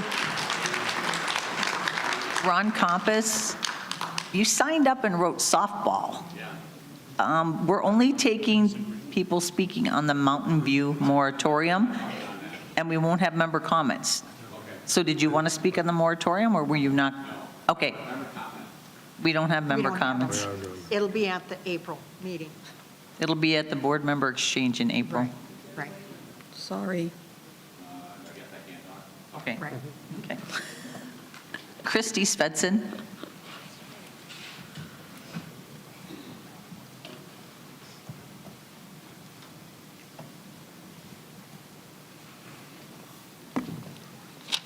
Christy Svenson, number 137489. Madam Chair and esteemed board, I am on record as supporting the motion made by Karen McAdam to extend the moratorium. And the reason I am is because I wrote the wrong speech for today, so I'm kind of tracking my thoughts here. I have said this before, that a gym situated right next door to a theater is madness. And if it wasn't, then like I said this last time, Suns and the Orpheum Theater would be right next to each other in downtown Phoenix.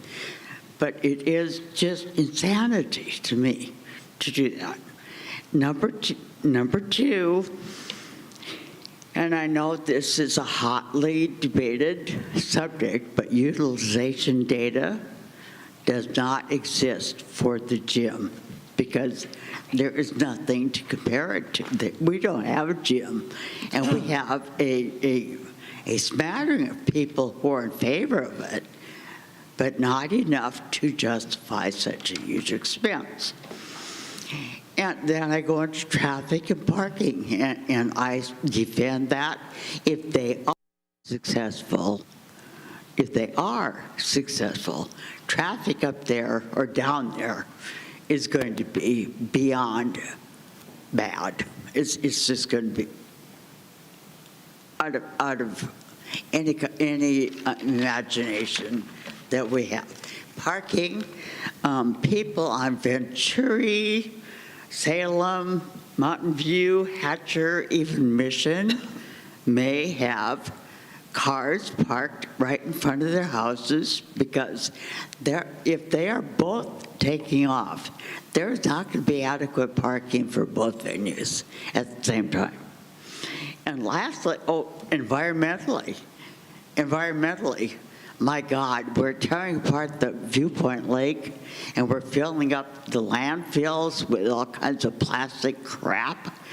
And now what do we want to do? We want to tear apart Mountain View and do more damage to the environment.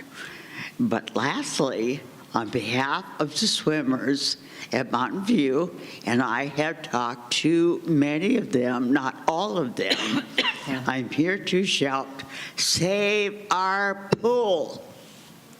Save our pool. Nobody wants to lose that pool. Nobody. Thank you. Jean Totten.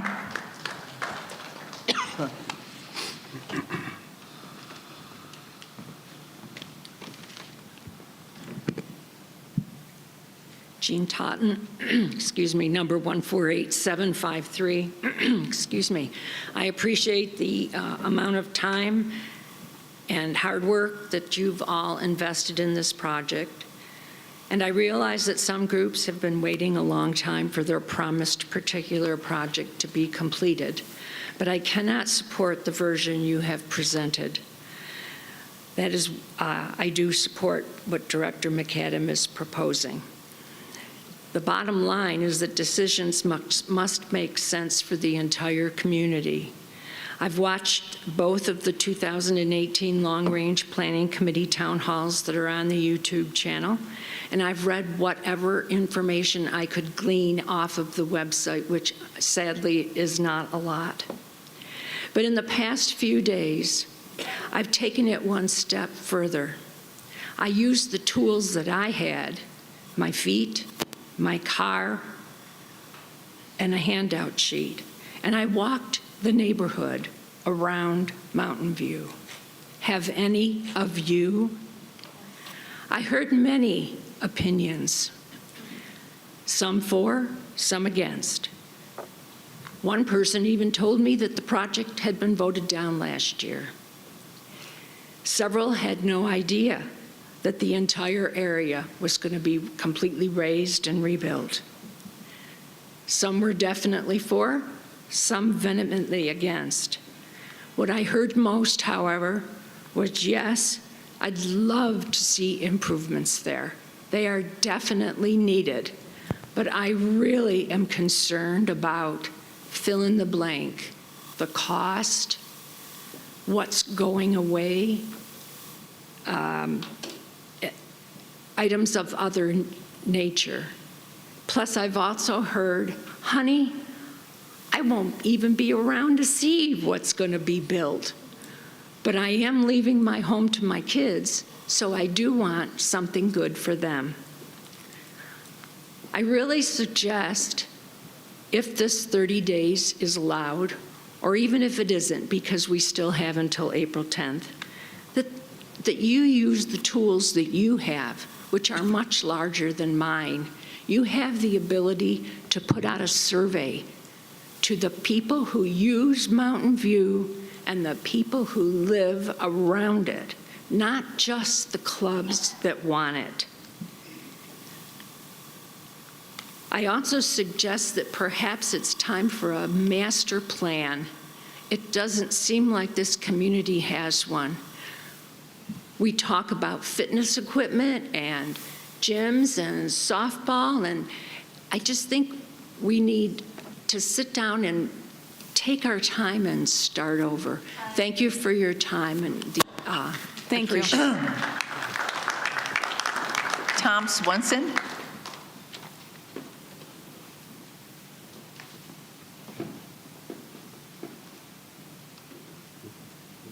Is there anybody coming?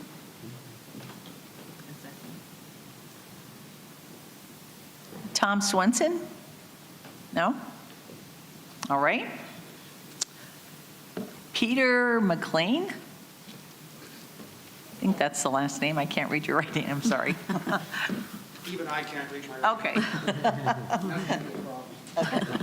It's McLeod. Thanks. McLeod? Okay. Yeah. Peter McLeod, 127204. So I'll take Tom's time, too. I'm here to debunk some remarks we have all been hearing lately. After all the processes and decisions and this do-over group seems at liberty to just throw out disruptors at the last minute, effectively always keeping a boulder in the middle of the road forward. I'm against the extending the moratorium. So I'll speak to some of the things that have been brought up. I'll try to avoid the things that have already been dealt with in great length. Inflation, everybody's spoke to it effectively, that waiting costs money, and that's what we're doing. Parking and traffic. Christy was talking about that again today. Well, if the parking lot's full, that'd be great. Do you want an empty parking lot? And car noise, pollution, traffic jams, it's a parking lot. It's not a racetrack, it's just a parking lot. The theater, too close to the gymnasium facility, too much noise, carry over. Well, I called a colleague of mine at a rec center that I used to run myself many, many years ago, and since then they've added more ice rinks and a soft seat theater. The soft seat theater is jammed between ice rinks and a big indoor swimming pool. I talked to the rec director, no problem. We all know the sound of a pickleball racket and the ball popping. That's louder than basketball. I went outside at Marinette yesterday, bang, bang, bang, went into the little vestibule to the weight room, nothing. We'll be okay. We don't need it. Okay, this one I am repeating myself because I spoke on it before. People bring up the activities, what we don't have facilities for, and then say there's no data. Mm-hmm. Well, that's pretty obvious.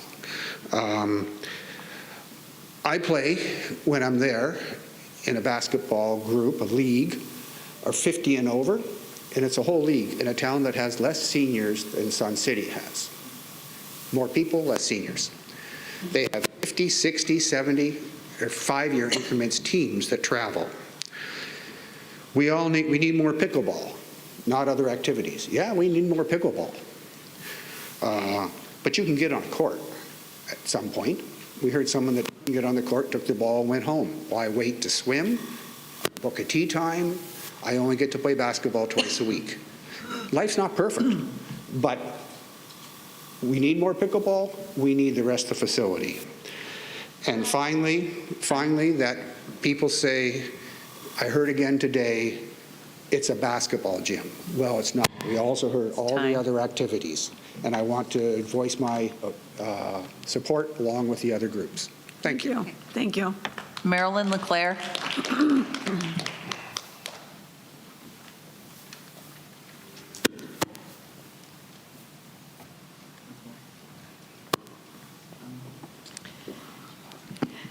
Excuse me, Marilyn LeClaire, 123988. First of all, I oppose the motion to extend the moratorium. We need to move on. We are 7 years into a 5-year project. As my former boss would have said, we are in paralysis by analysis. You've done studies and studies, it's all been studied, and now we're restudying it. I do not think this is needed. And in the meantime, you're spending money on fixing up problems at Mountain View because we're still in the facility. By the way, I'm a member of the Players. We recently had to have lighting fixed so we could just put on our current performance. There were circuits that weren't even working. And the sound system has been a problem for years. So I just ask, please move on, trust the multitude of work your predecessors have performed. I want to see this paralysis by analysis stop. Thank you. Thank you. Clayton Bloom.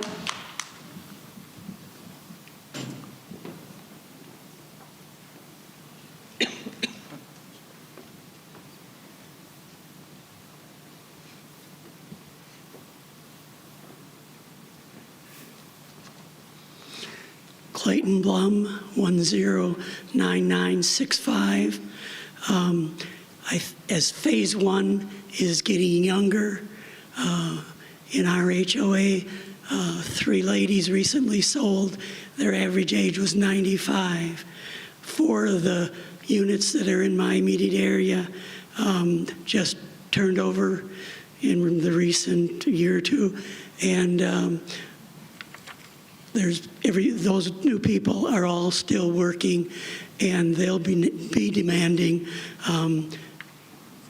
recreation facilities as they start retiring and starting making use of the facilities. I favor the pickleball courts. I would even recommend that indoor air-conditioned pickleball courts be part of a gymnasium plan.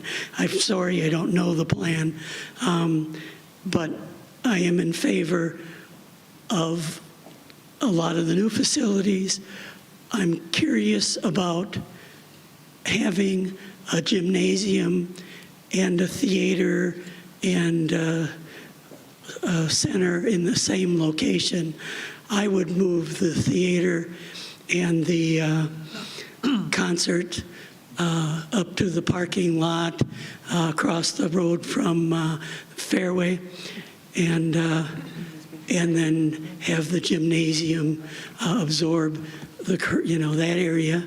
I would keep the miniature golf because it's shaded, and I think people can use that facility quite a while yet. I think the swimming pool is an excellent swimming pool. I like all the area around the pool for sunbathers and people who are not currently swimming. And I think the swimming pool offers a lot of variety for walkers and lappers and people who want to dive down deep. So I love the swimming pool. I like the horseshoe pits as well. And the lawn bowlers were out there this morning when I left. And I think the lawn bowling looks to me like a pretty decent court because people are throwing some pretty accurate balls down the court. And that's what I've got to say. Mary Jo Peterson.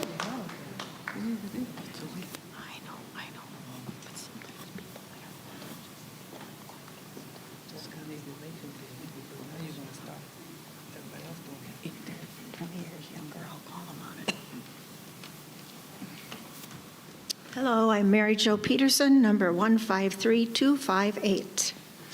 Chairman and members of the board. I am for extending the moratorium. Our property backs up to the Mountain View parking lot. We love living next to the rec center, and we look forward to a new rec center, although we are not in favor of the current plan. In watching the board meeting on February 24th, I saw the architecture firm presenting and answering questions. He was ill-prepared to answer questions, did not know our demographic needs, thinking 5 bathrooms was going to be enough for the ladies, 5 stalls. Demographic needs, he didn't know that. He also was concerned about the security in the South Sun City area and how we weren't a secure area. I think we need to look for more architectural input from other firms before we make a final decision. Thank you. Thank you. Webster Peterson?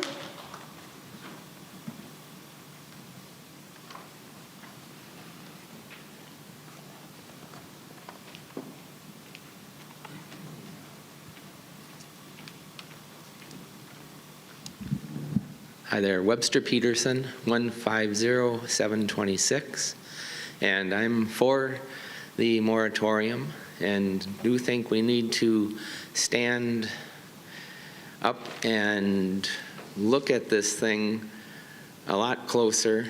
I think we're spending too much money on something that could be done better and less expensive.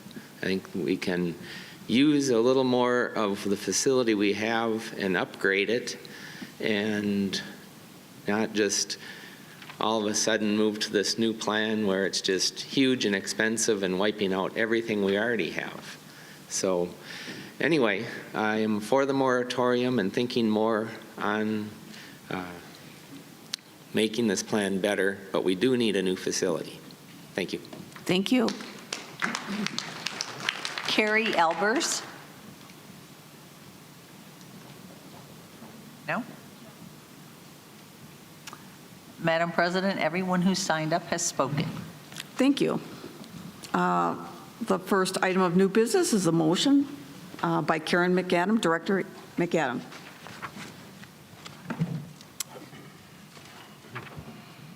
I think I'm supposed to read the motion here. I move that the 90-day moratorium on the Mountain View project be extended for 30 days. Is there a second? Hearing no second? I'll second. Oh, second by Director Nowakowski. Okay. Director McAdam, as maker of the motion, do you wish to speak first in favor of its adoption? Yes, I do. Thank you, Madam President. So I had actually given a lot of thought to what I wanted to say today, and I'll have to say that comments that I had sort of prepared, I have pretty much completely revised in my mind as a result of hearing your input today. Let me just point out, please, that this is not a project, a motion that's designed simply to delay with the intention of delaying it again and delaying it again and delaying it again. I'm completely in favor of upgrading the Mountain View property. When we have big decisions like this, however, I think it's always important and valuable for us to go back to what our corporate documents tell us about why we exist and how we exist. I actually put this on the front of all the binders that I own, and I'd like to draw our attention to the 6 values that we have codified by which we operate. Those 6 values are a commitment to quality, service, communication, cooperation, integrity, and fiscal responsibility. My concern is that we have, I think, violated all 6 of these values in the processes that we've observed up to this point. And I think that there is a chance for us to actually go back to these values and say, you know what, if we have a little bit of time and can actually do things like communicate cooperate and talk about fiscal responsibility, that we would be able to say, you know what, we actually do live by the values that we have set out for ourselves. So I think I'll just sort of move through some of these.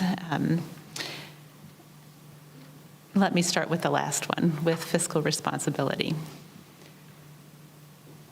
In May of 2020, so this was less than 2 years ago, we actually had published to our website what we thought was our best guess estimate of what it would cost to completely redo Mountain View. And that number was $17.5 million. I think on the board tour yesterday, we heard that the most recent analogous renovation was to Fairway, and it came in at $14 million. So we were saying, okay, this is a similar situation, tear down a lot, rebuild some things, and add something in for a CPI, a Consumer Price Index increase. And we'd put that in at $17.5 million. In November, when the larger 15-year PIF budget was presented, all of a sudden that number had risen to $40 million, and this was before the inflationary spiral had begun. I'd like to just point out that in today's management report, we saw that the dehumidifiers that we have here at Sundial, if we need extra ones, they've gone up 47% since the ones we just purchased.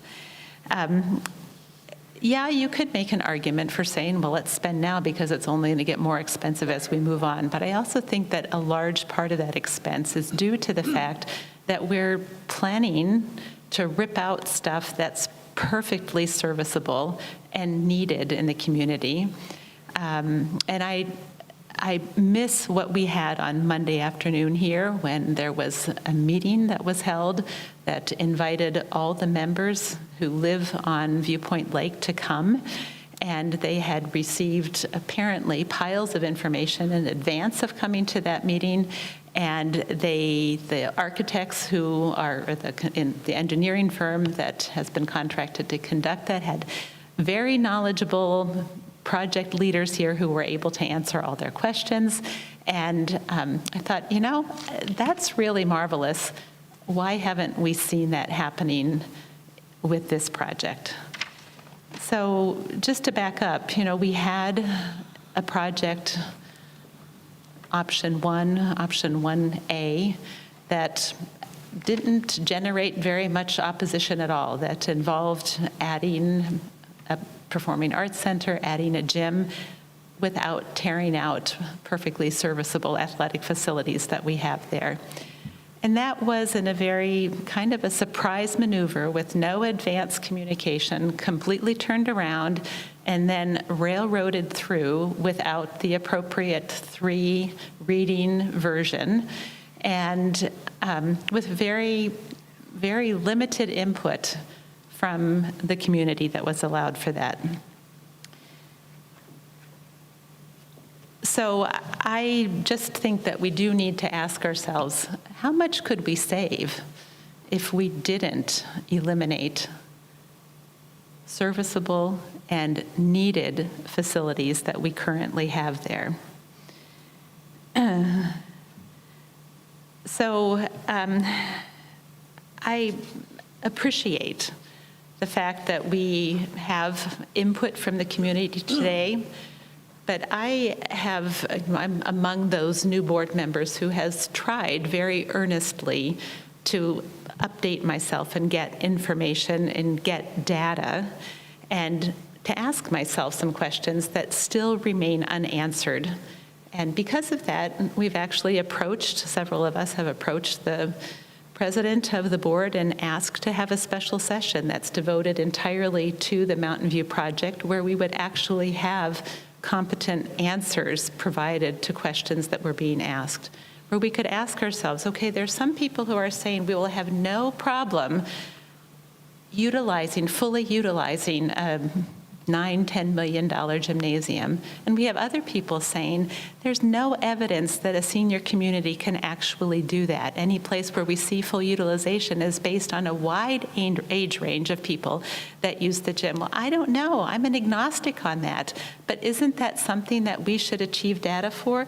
Where have we actually seen a potential calendar that shows on a weekly basis that this gymnasium would actually be utilized in a way that justifies the incredible expense, and on top of that, coming right now at the demolition of pickleball courts that had in January and February something like 3,600 check-ins? I'm not sure. So I don't know. I hear that there's a volleyball club. I hear somebody else say there isn't a volleyball club. I read online that there's a basketball club that has over 40 members on it. But the total check-ins at where we have an outdoor basketball court during beautiful weather in January and February in Arizona had 73 individual check-ins, which amounts to about one person per day. And so I don't know. I would like to know this. Where do we see the actual data being collected that would justify this? I'm completely open to the fact that there may be data, but let's have somebody present. This is a potential weekly calendar that would show that this gymnasium actually is going to be fully utilized and not sit empty the way that many of our facilities do for long hours every day. So there's also the question of, I'm going to kind of mix a couple of these values together, of cooperation, integrity, quality, and communication. So I, publicly admit that I'm a member of the Pickleball Club. I hope that all of you will understand that what I say about pickleball is not designed to protect my particular thing, but is rather something that we should be looking at because this is an issue for age-restricted communities all across the nation. So let me just give you, one little piece of data that I think might be enlightening. We're the second largest age-restricted community in the nation, second to the Villages in Florida, which is almost exactly twice our size, both in the numbers of population and in the number of rooftops that they have there, so twice our size. We have 27 pickleball courts. They have 200. Our neighboring communities around here, Sun City West, Sun City Grand, have approximately one pickleball court for every 480 to 500 rooftops in their communities, and they're both looking at ways to expand that. We here in Sun City have one pickleball court with the 27 that we have right now, one pickleball court for every 1,026 rooftops. Do we care about that? Is that significant data to us? And what happened on March 15th was that a pickleball special meeting was called that was held, instead of at the normal place at Marinette, it was held at Mountain View. None of us had any idea what was on the agenda for that meeting. I thought we were going just to another regular bi-monthly pickleball meeting. And I walked into that, and the president of the pickleball club got up and said, "We have to vote today on whether we want 14 new pickleball courts at Lakeview. Hooray, hooray, hooray." And I'm thinking to myself, oh, where was the communication plan here? Where was the communication rollout? We need to vote right away. Call the question. Well, wait a minute. There's some questions that we have about that. What are we talking about? What has gone into this? And to my knowledge, not a single one of the questions that was asked was actually intelligently answered. So I began interacting with our general manager, and I said, well, wait a minute. What kind of courts are you talking about building there? And let me just give you a little bit of background on that. Karen, we're getting really far afield here. No, this is very much related to what we need to have happen. And President Lair, I would like to point out that I would have preferred to to have a meeting that was designed explicitly to talk about these issues so that I wouldn't be cut off, because I think these are important things to have done. So if you want to cut me off again and say to the membership, we just don't want to hear opposing positions, then I hope that the membership... Karen? I don't mind you speaking. I just want you to get to the point. We're talking about a moratorium. So please, let's stick to the facts. I am sticking to the facts. The moratorium, I think, needs to exist because what is being proposed to be built at Lakeview is a violation of quality, it's a violation of communication, it's a violation of any number of things. We're talking, the only way that you can build 14 courts on the current footprint at Lakeview is by cutting corners on space, on fencing, on safety issues, and nobody addressed that to the pickleball club. Nobody said, well, you know, you vote. We think up here that the pickleball club has enthusiastically. Director McAdam, there is a committee formed by the pickleball club that are going to be looking at this project. This is not the time or place to be talking about what's happening at Lakeview. President Lair, I know that you don't want this information to become public. Point of order. I'm sorry. We need to stick to the Mountain View. Okay.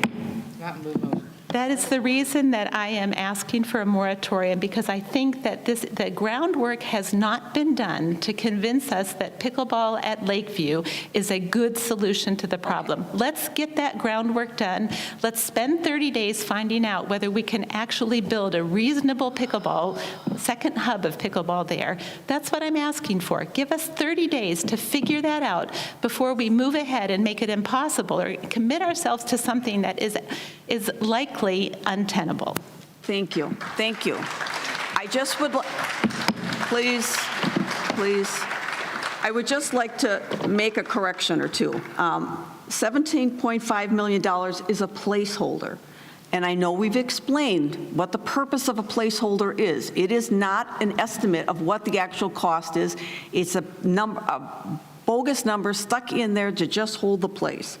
Also, I'm speaking, please, also, there were town hall meetings. There were 2 of them to get input from the membership regarding the Mountain View project 4 years ago, 5 years ago. And also, another correction, we do not have a basketball court in Sun City. So you wouldn't pay. We do. We have a backboard. Okay, moving on. Any other comments? Anybody else would like to speak to the motion, please? Director Nowakowski.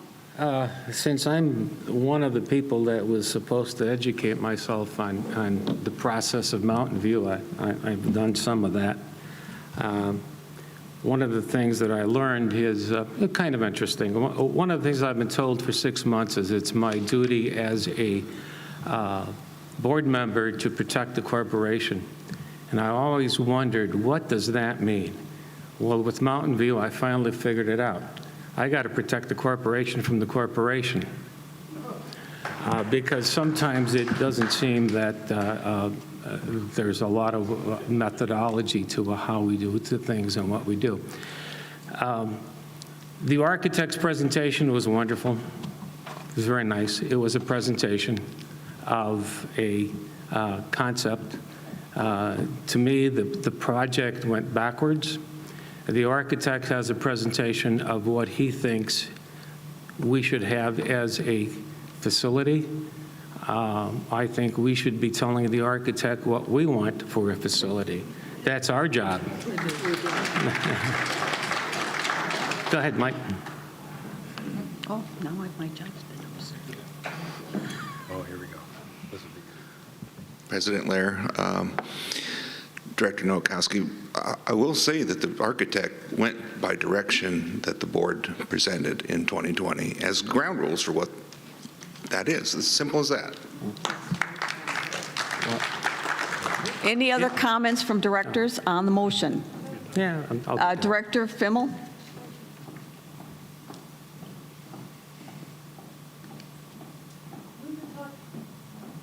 Talk a little louder. Not working. Oops. Louder, cat, louder.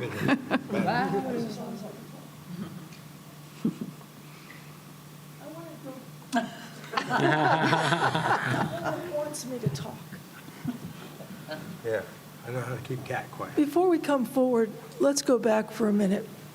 It's hard to remind ourselves that the start of all of this, or the goal, was to build a performing arts center. Actually, first run out was a 900-seat performing arts center, which today is a 400-seat performing arts center. If we look only at the performing arts center, and because I have the fiduciary responsibility to do this, we could put a performing arts center at Lakeview. We could even add, for $14 million basically, and we could add a resort pool that would have the appearance of going into the lake for probably another $2 million. So for $17 or $18 million, we could have a performing arts center and a second resort pool. That's all I'm going to say about Lakeview. I want to focus the rest of my attention at Mountain View, which is a complete redo. And I'm the director that asked for the architect engineers to come in and talk to all of us about the concepts, 2 concepts. Concept 1 has a facade, a face on 107th with a very long flyover where you can drop people off, many of them. It's a very long flyover. It doesn't impede any traffic, and the building opens into a rotunda. In Concept 1, we basically level everything except pickleball, lawn bowling, and mini golf, which will remain throughout from beginning to end of the project. The contractor will then build the gymnasium, the Performing Arts Center, and the new resort pool, and the new sports pool for the water volleyball players. In Concept 2, the building is turned. We lose the long flyover. Our entry is now basically a parking lot to the front door. We lose the pickleball, we lose the lawn bowling, we lose the mini golf. And when it's all said and done, we have a new gymnasium, a new performing arts center, a new resort pool, a new sports pool, but we don't know what's left because there's a smaller footprint there. Will pickleball or lawn bowling or mini golf return? No one can say today what's going to happen with that space. Now, when you turn the building, as I said, you lose the facade. So basically, what you're really doing is building a huge box, and I just want people to realize that or try to see that visually. Whether you pick Concept 1 or you pick Concept 2, the cost is $27 million, basically. We talk about $40 million, but that $40 million figure comes way down the road if we actually do anything with the leftover space. So I just want people to be clear about what we're talking about. And as President Lair has said, the funding of the PIF for the project for Mountain View has already happened. So all that's really left is to decide which of these concepts is better for the community as a whole. And I think we need to make sure we do that before we move forward to ink the deal on what this design will look like. Thank you very much. Thank you. Director Collins. Thank you, Madam President. Sorry. People of Sun City, I feel like I have failed you. We are approving builds and putting imaginary figures on them, or bogus figures as was called. And I do not feel we have done our fiduciary duty. I think we should have paid the architect his fee, let him draw the plans, put it out for bid, and then decided if we were going to approve this project. Approving a project before we even have a clue what it's going to cost, to me, is just insane, and I did not do my fiduciary duty. I could not stop that. And we've been referred to by you people in the audience as the village idiots because we don't do our fiduciary duty. We don't know what it's going to cost, but we still continue. And I just think we need, in the future, I hope this stops. We're going to build something, we get the architect to draw it, go out for bid, pay the architect the $2 million or $1.5 million, let him draw it, put it out for bid, and then decide if we're going to accept it. We shouldn't be doing it backwards. I'm sorry. Thank you. Thank you. Any other comments? Madam Chair? Director Nowakowski. If anything, my suggestion would be a compromise. So far, we've seen a concept, not necessarily much more.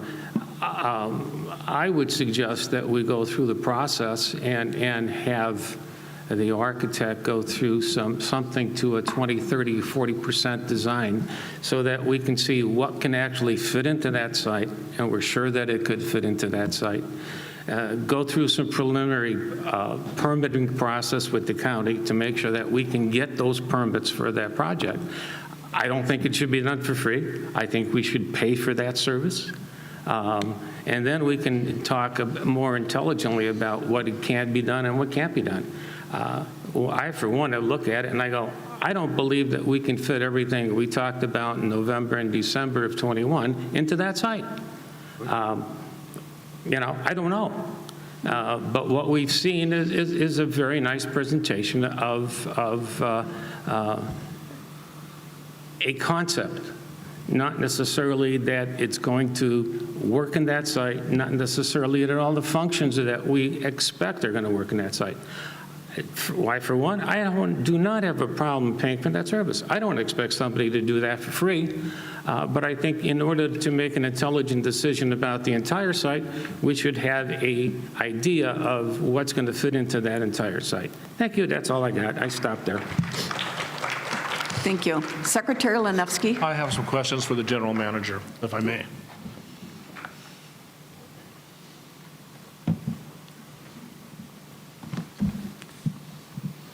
General Manager Cook, I have a few questions based on the fact that people have said that we're not doing our fiduciary duty. So let's start with the first one. I'm the person who put the motion in for the 90-day moratorium. And my question to you is, if that expires on April 10th, what is the contract that we're going to enter into first? What's the process? I've heard the process attacked repeatedly. So can you tell me what's going to happen? Madam President, Director Lanevsky, so the next process, we have a contract that was presented to us prior to the moratorium for a detailed design, and that is roughly $1.5 million, but we have not negotiated that yet, so that is the initial cost estimate for that detailed design. Okay, so the first thing that's going to happen is that we're going to have a detailed design that's being requested. Is that correct? Correct. Okay, let's assume that when that happens, what happens next? You know, I'm going to defer to my B&I director, and he can kind of go through that process. I think he can do a better job of that than I can. Right. Thank you. President Lair, Director Lanevsky, yeah, the process is we'd have to update the contract, or the proposal, I should say, from CCBG. When they presented that to us in November, it was in the vicinity of 1.5, 1.6 million, but it had caveats in there. I was like, you got to sign up within 60 days or whatever. So we'll have to give them a chance to update their proposal, and that might take a month. I don't know. Okay, well, what I'm saying is people have spoken out against this because we don't have a design, a detailed design. That's the first thing that's going to happen, correct? Correct, but it's not an easy or a long, it's a long process. I understand. They have specified in the proposal somewhere between 12 and 18 months to do the design. Okay, so when that design comes back to you, what do you do? Well, it's an iterative process. we go through, we'll talk about each individual structure. We will bring in interested parties from the club or the board, or whoever might add value to design discussions. The proposal, for instance, includes a performing arts architect specialist, sub-consultant, if you will, that are experts in the design of a performing arts center. We have Okay, sir, let me stop you for a second. Yes, sir. So I can rephrase the question. Will the board be made aware of what the design is? Absolutely. I mean, there's 25% or 60% drawings. I mean, there's iterative drawings all along the way because you have to provide them to Maricopa County and Sun City Fire and other entities, authorities having jurisdiction. Okay, so if the board at that time has a problem with the design, it will have some input. In fact, it has the final say as to whether to go forward. Well, I Is that correct? I would say before we even, after we shortly authorize the design contract, we should have a sit down with the architect and go over clarity with specificity the program that we've already presented them, and if we have to augment it or something along the line, that's the time to tweak our ideas for what we've asked. But in broad strokes, they have that already, and that's in the proposal. Okay, thank you. Any other comments? Oh, Vice President Agee. Madam President, I'd like a question for Mr. Whiprud.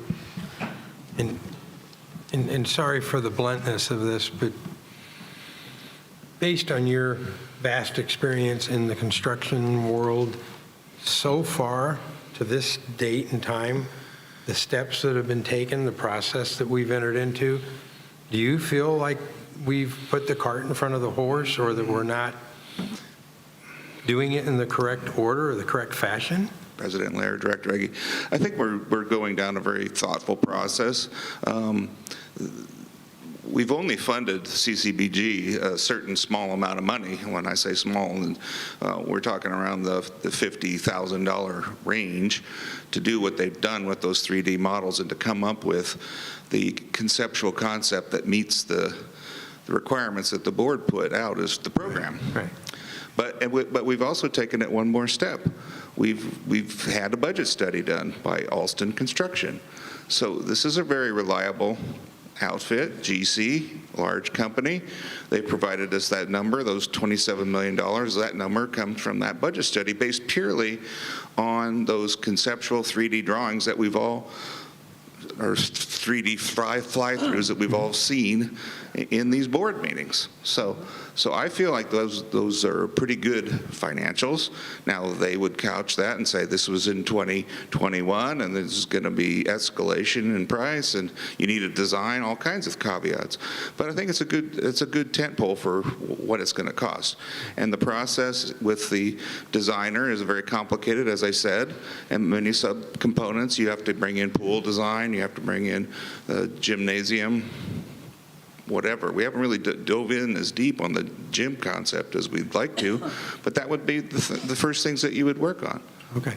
So my last question to you is, if you've ever felt that we were getting out in the weeds or not doing it, I would take it you would come to the podium and say, hey, guys. Sure. I mean, that's why you're here, right? Is to Right. guide us through this process, you and Mr. Cook and Chris Herring. Right. So I think the thing that's most confusing to members and the board and all of us is really, and I think Director Fimmel really kind of pinpointed it, we have good data and a good direction from the board for Phase 1 and Phase 2.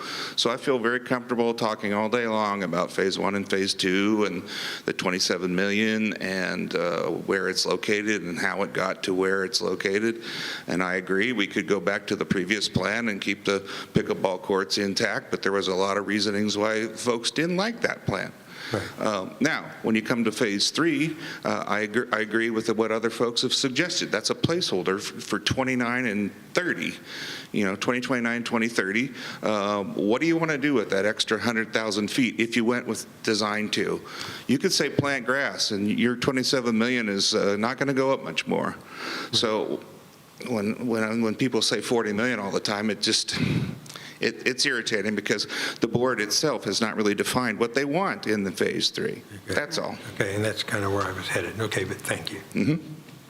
Thank you. Director Wilson. This motion is about extending a moratorium, not doing Mountain View. I call the question. Okay, call the question. I have to call for a vote? Should we just do this by a show of hands? Does everybody No. agree? No, I think you need to do a I roll think this call. needs to be a roll Okay. call. Roll call. Vice President Agi. No. Treasurer Akins. Call the question, yes or no? Oh, we're calling, that's what we're voting on? Yes. Oh, I'm sorry. Yeah. I'm sorry. Let's go over it again. Let's go. Vice President Agi. Yes, let's call the question. No. No. Question's been called. Are we going to extend the thing? Okay, well, that's what I said first. No. I'm sorry. Read the motion. On the question to call, it can be a hand vote. On the motion itself, it needs to be a roll call. Yes. So can we do a hand vote? All those in favor of calling the question, raise your hand. Opposed? I'm sure what we're Okay. voting. Okay. Sorry. All right.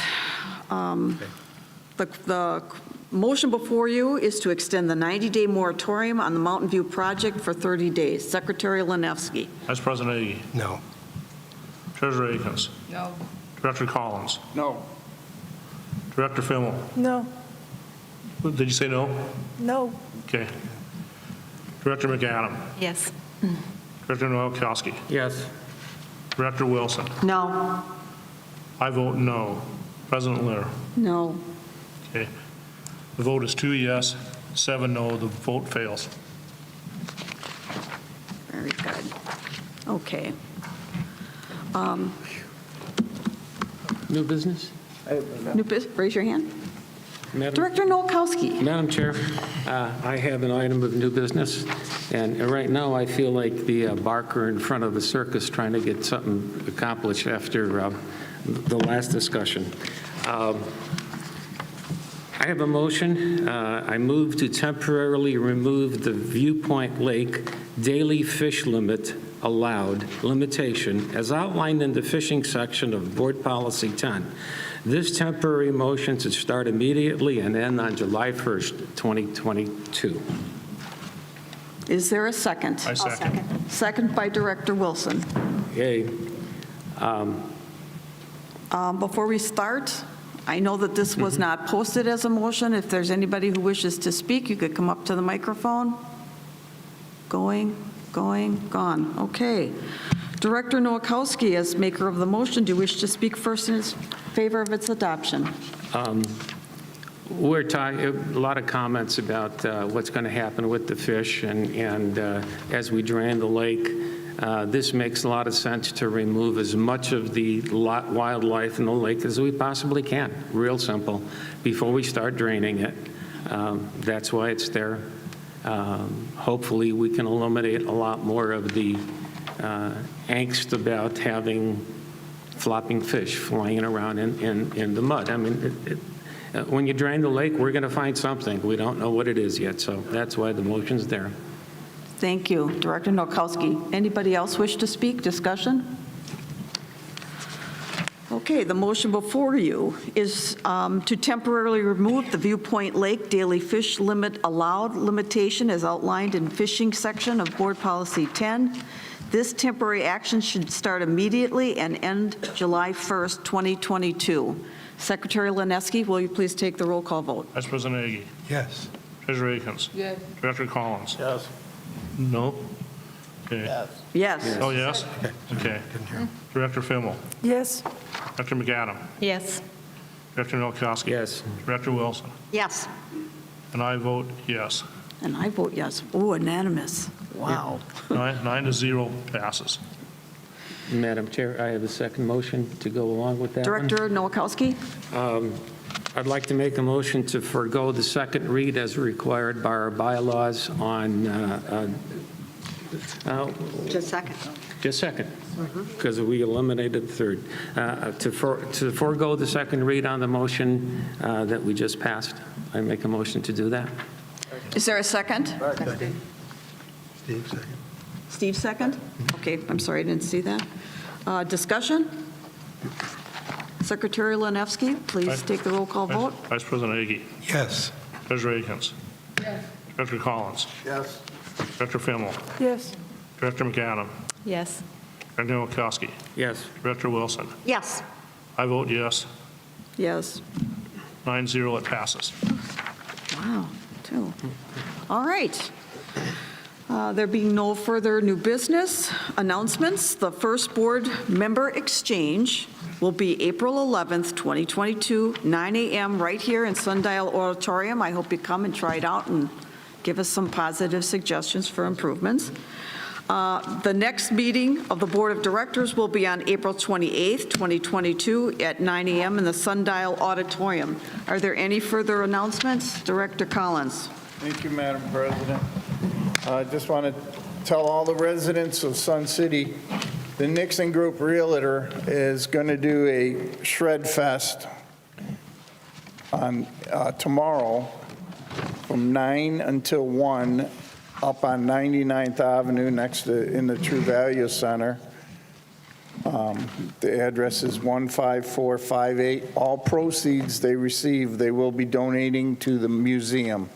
So if you need to get rid of some documents, you can bring 3 boxes, bring them up to them, and they'll dispose of them for you. Thank you. Where is that location again? It's 15458 North 99th by the Bite of Italy and the Sunset Bistro. Okay, thank you very much. There being no further business and without objection, this meeting will be adjourned. Sounds good. Hearing no objection, this meeting is adjourned. Don't forget to turn your phones back on. Thank you. Thank you for that.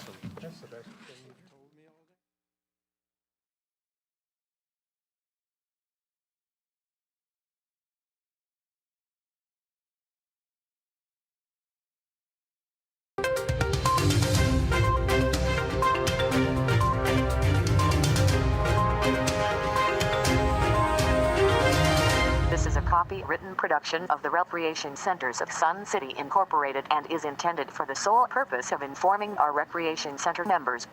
Any duplication, copying, transmission, broadcast, or use, including electronic and social media, is strictly prohibited without the prior written consent from the Recreation Centers of Sun City Incorporated. Thank you for watching.